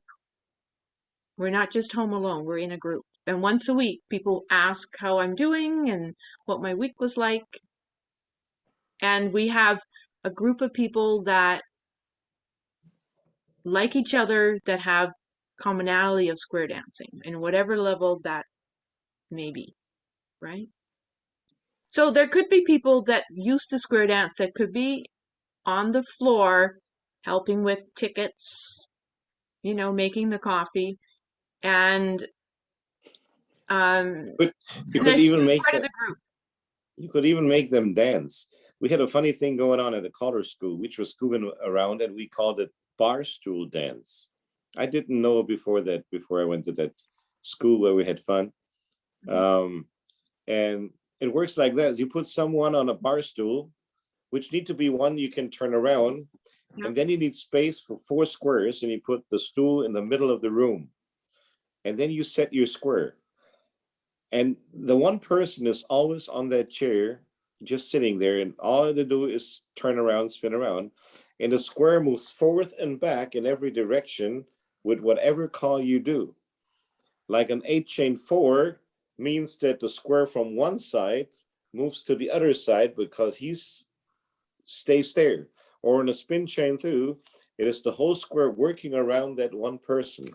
So even if you got the space and whatever, you can have people participate in a nice way in this thing, which wouldn't last an evening, but you know, for a gimmick type thing, they can get involved and be true in the center of the set, right?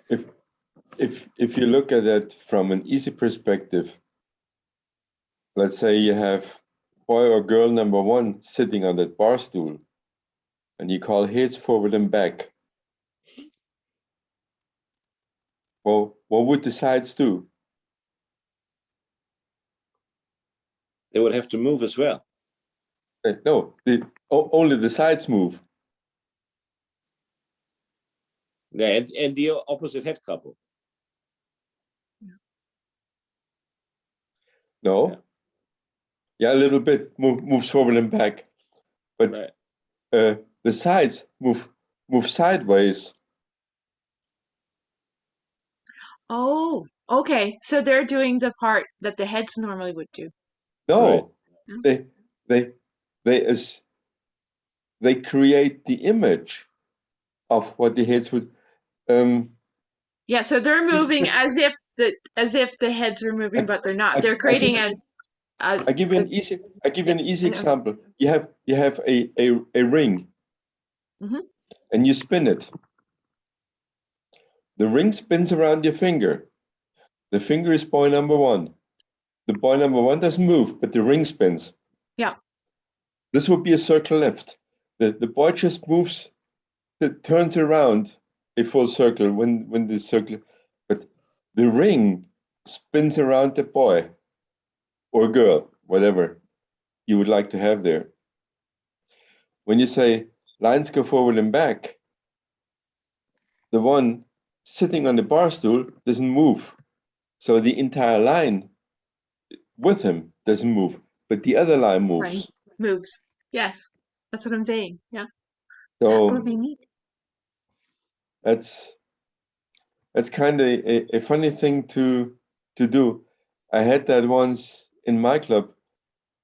We had a graduation set up, and I had two children to be graduated.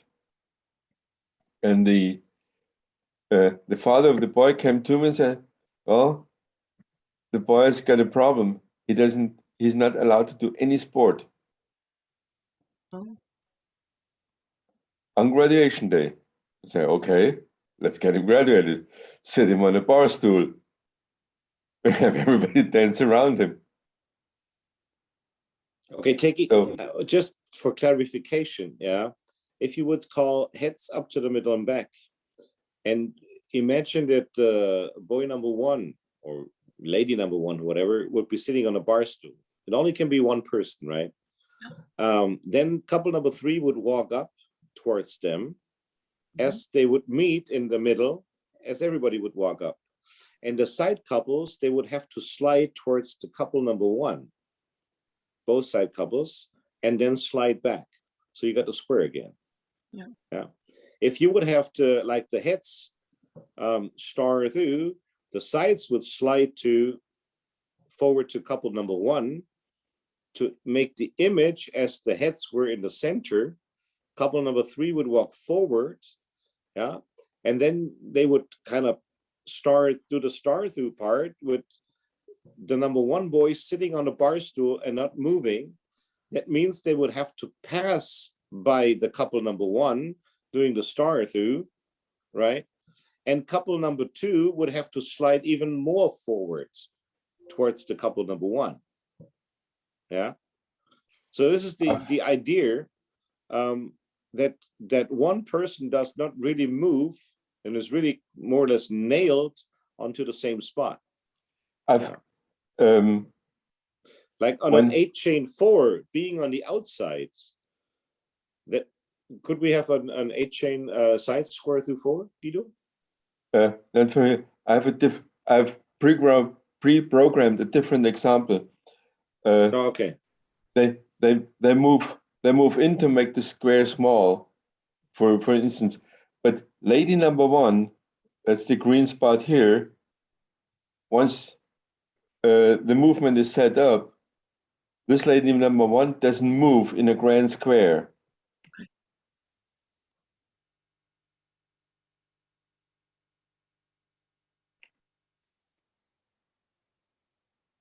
Oh, interesting. So this is what would happen in a grand square. I don't have any other call programmed yet for barstool dancing. No, but could you get a share screen for termination? Sure.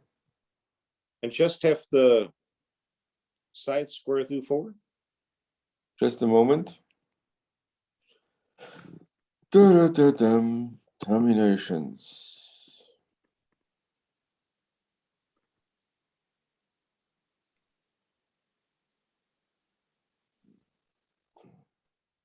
Is this the terminations? Okay. Bildschirm freigeben. Terminations. Side square through 4. Right.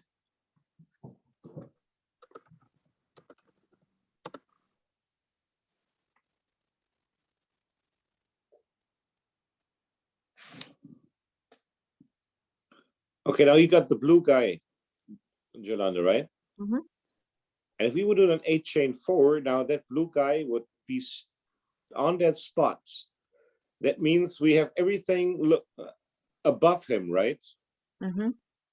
So they all would pass below him. And all he would be doing would be end at the end, which would be, like 3 pull by, like the yellow lady would be behind him. Yeah. And the other 4 would kind of wander forward to him until they have passed him.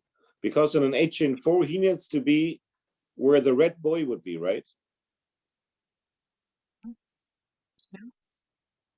This is really inclusive. I like this. But he would have to be there. That means everybody would wander behind the blue boy and even a little bit to his left, because the lady with the courtesy turn would work around him.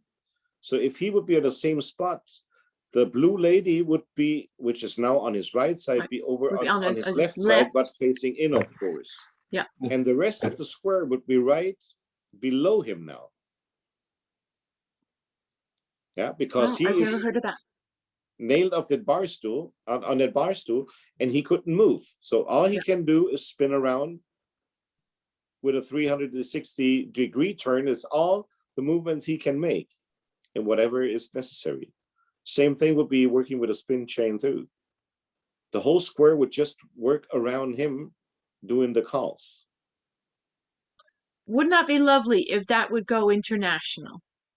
I mean, even if like in they did one dance like that for the people that can't dance anymore. But I tell you what, that takes a lot of space. It takes a lot of space and takes a lot of formation awareness of the other dancers. Like just what Mickey said, just imagine if the blue boy stays here, where is that at that position? What happens when couple number 1 does a half sachet? The lady moves over to the left of the boy. Or the blue lady moves over to the left of the blue boy. No, I was just thinking, like, if people could practice this ahead of time, right? So that it's all worked out, and then as a surprise, say to this person, go sit in the chair, we've got something to show you. And this person would realize that the other dancers have taken the time to learn this routine to make them feel special. Can you imagine what that? Can you imagine the mental health capacity that would have for that person to feel that included by the whole group once again? I mean, that would be that person would feel so good, right? But and it could be, and it wouldn't have to be the same person every time. It, because there could be more people in the group that couldn't do it. It's sort of like, it's like that we make, for somebody's birthday, that we do something special. They come into the center of the square and we sing happy birthday to them or something like that, right? If something like this could be done every once in a while for the dancers that can't dance anymore. When you do this, try to do it with 4 dancer calls. Even better, try to do it in mini squares, just 2 facing couples. Because, as I said, just the 8 chain 4 is a rather easy movement for the dancers to grasp, but it's very difficult to say to the dancers, let's do a half sachet, that all those dancers in the column of on the right side of boy blue, move to the left. But I'm saying we wouldn't have to learn a lot of sequences and stuff. You could have several in your box, and you know, You like if don't- somebody hurts themselves, you know, is wearing a you don't cast. need you don't need to teach it. You can call it, but you just need to restrict yourself to easy calls. A spin chain through is a very, very difficult call. Mhm. Like if But somebody could do around the person that's don't- sitting. that's okay. Step to wait. On the other hand, if Okay, you want to get people involved who cannot move and dance anymore, you may as well can move them around in a wheelchair, and which is probably much easier to achieve with dancers, because the barstool dancing really needs a little bit sophisticated thinking, I think. When Mickey said spin chain through, imagine boy number blue. Mhm.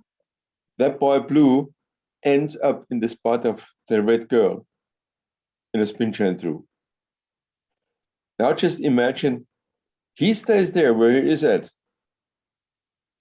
And he, in the final end, as a netto movement, he just turns around. Mhm. And the rest of the square moves. It's a very, very difficult move.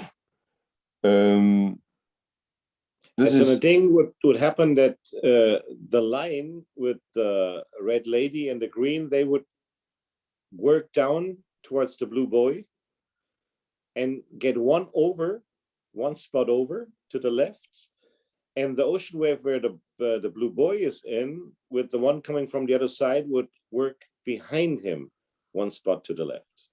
Yeah, but I'm saying you don't have to make it that complicated. no, it's You know, you it's can have facing lines and do-si-dos and stuff, and Right. have them, and that concept would be fairly easy to teach. Yeah, this is what I said. Keep it to 2 dancer and 4 dancer calls. Mm-hmm. Don't use calls that require all 8 dancers. Like a related Lucy. Well, Yeah. thank you for showing that to me. I've never heard of that before. This is a okay. But I guess there is videos on YouTube. I don't know. Let's see if they have something there.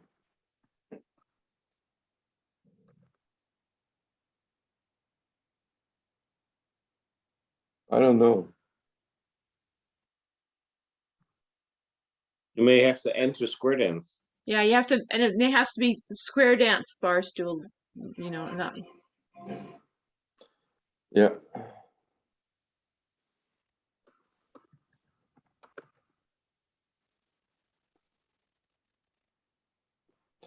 This is online dance.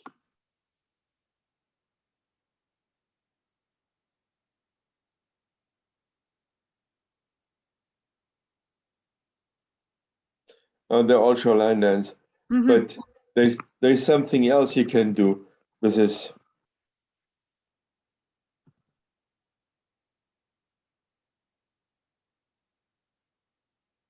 this one.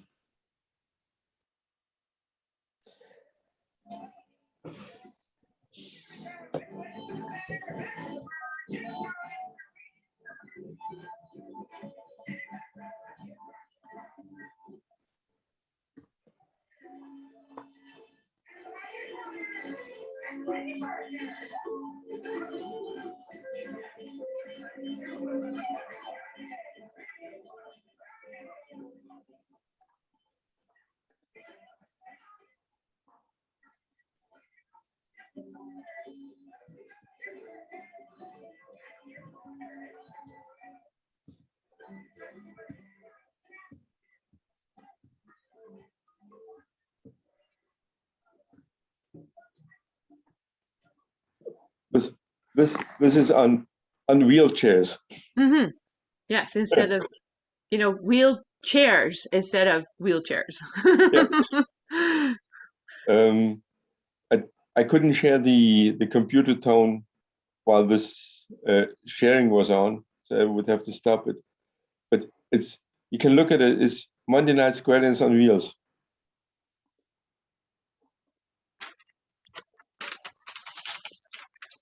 And they do square dance, and it was hard to see what they did, but when you hear the calls, you relate to the movement.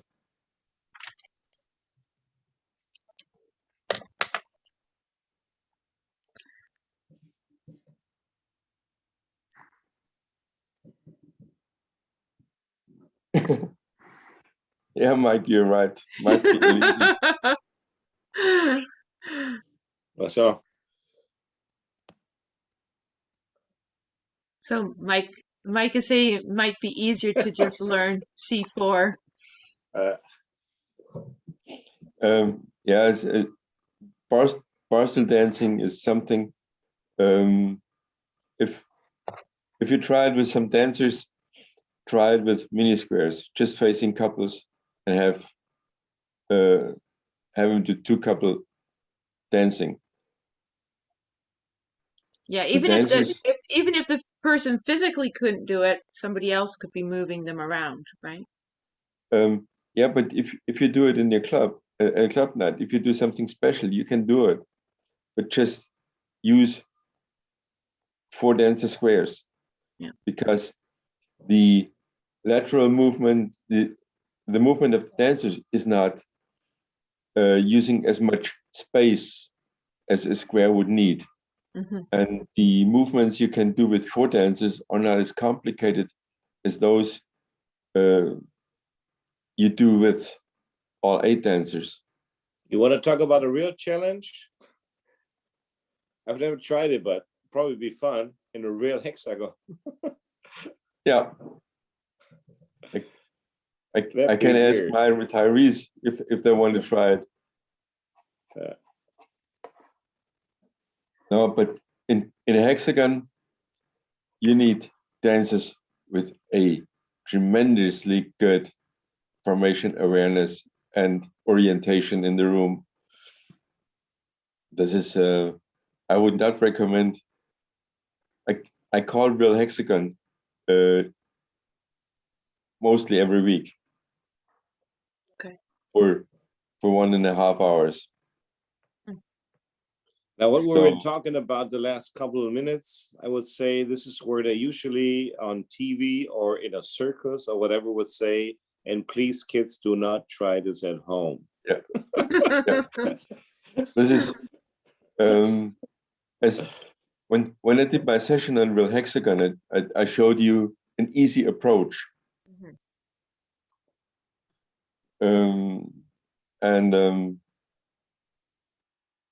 This is something I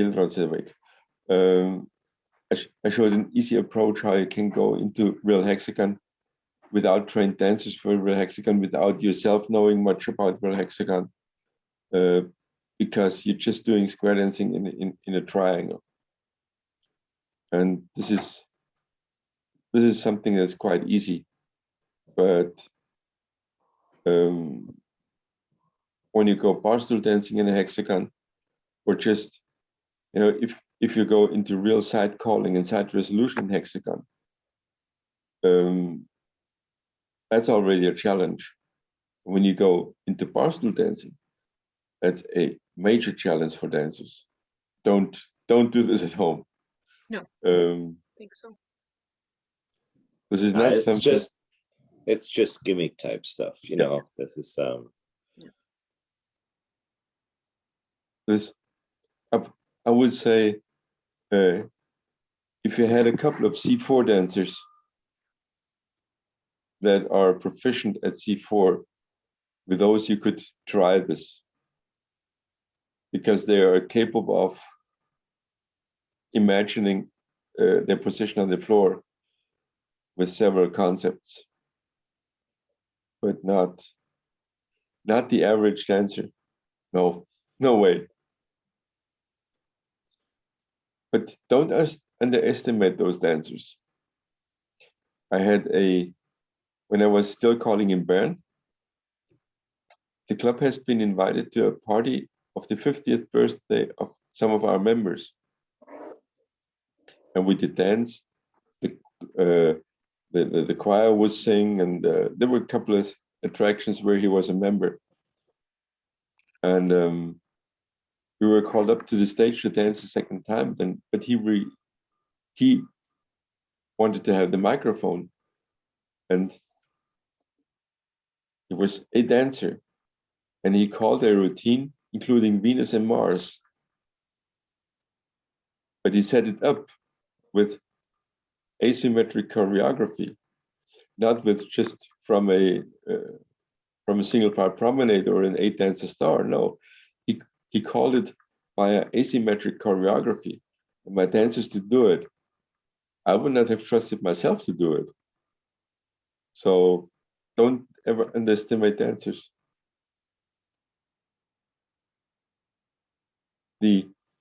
Some of them are a lot better than you think they are. Yes, they are. Hmm? Well, I think I'm going to have to go. I have a friend that's going to come over in a while. So Okay. I will see you guys next week. Yeah. Yeah. Okay. Bye. Bye-bye. Bye-bye. Thank you for That was talking to me. Mickey. Hello.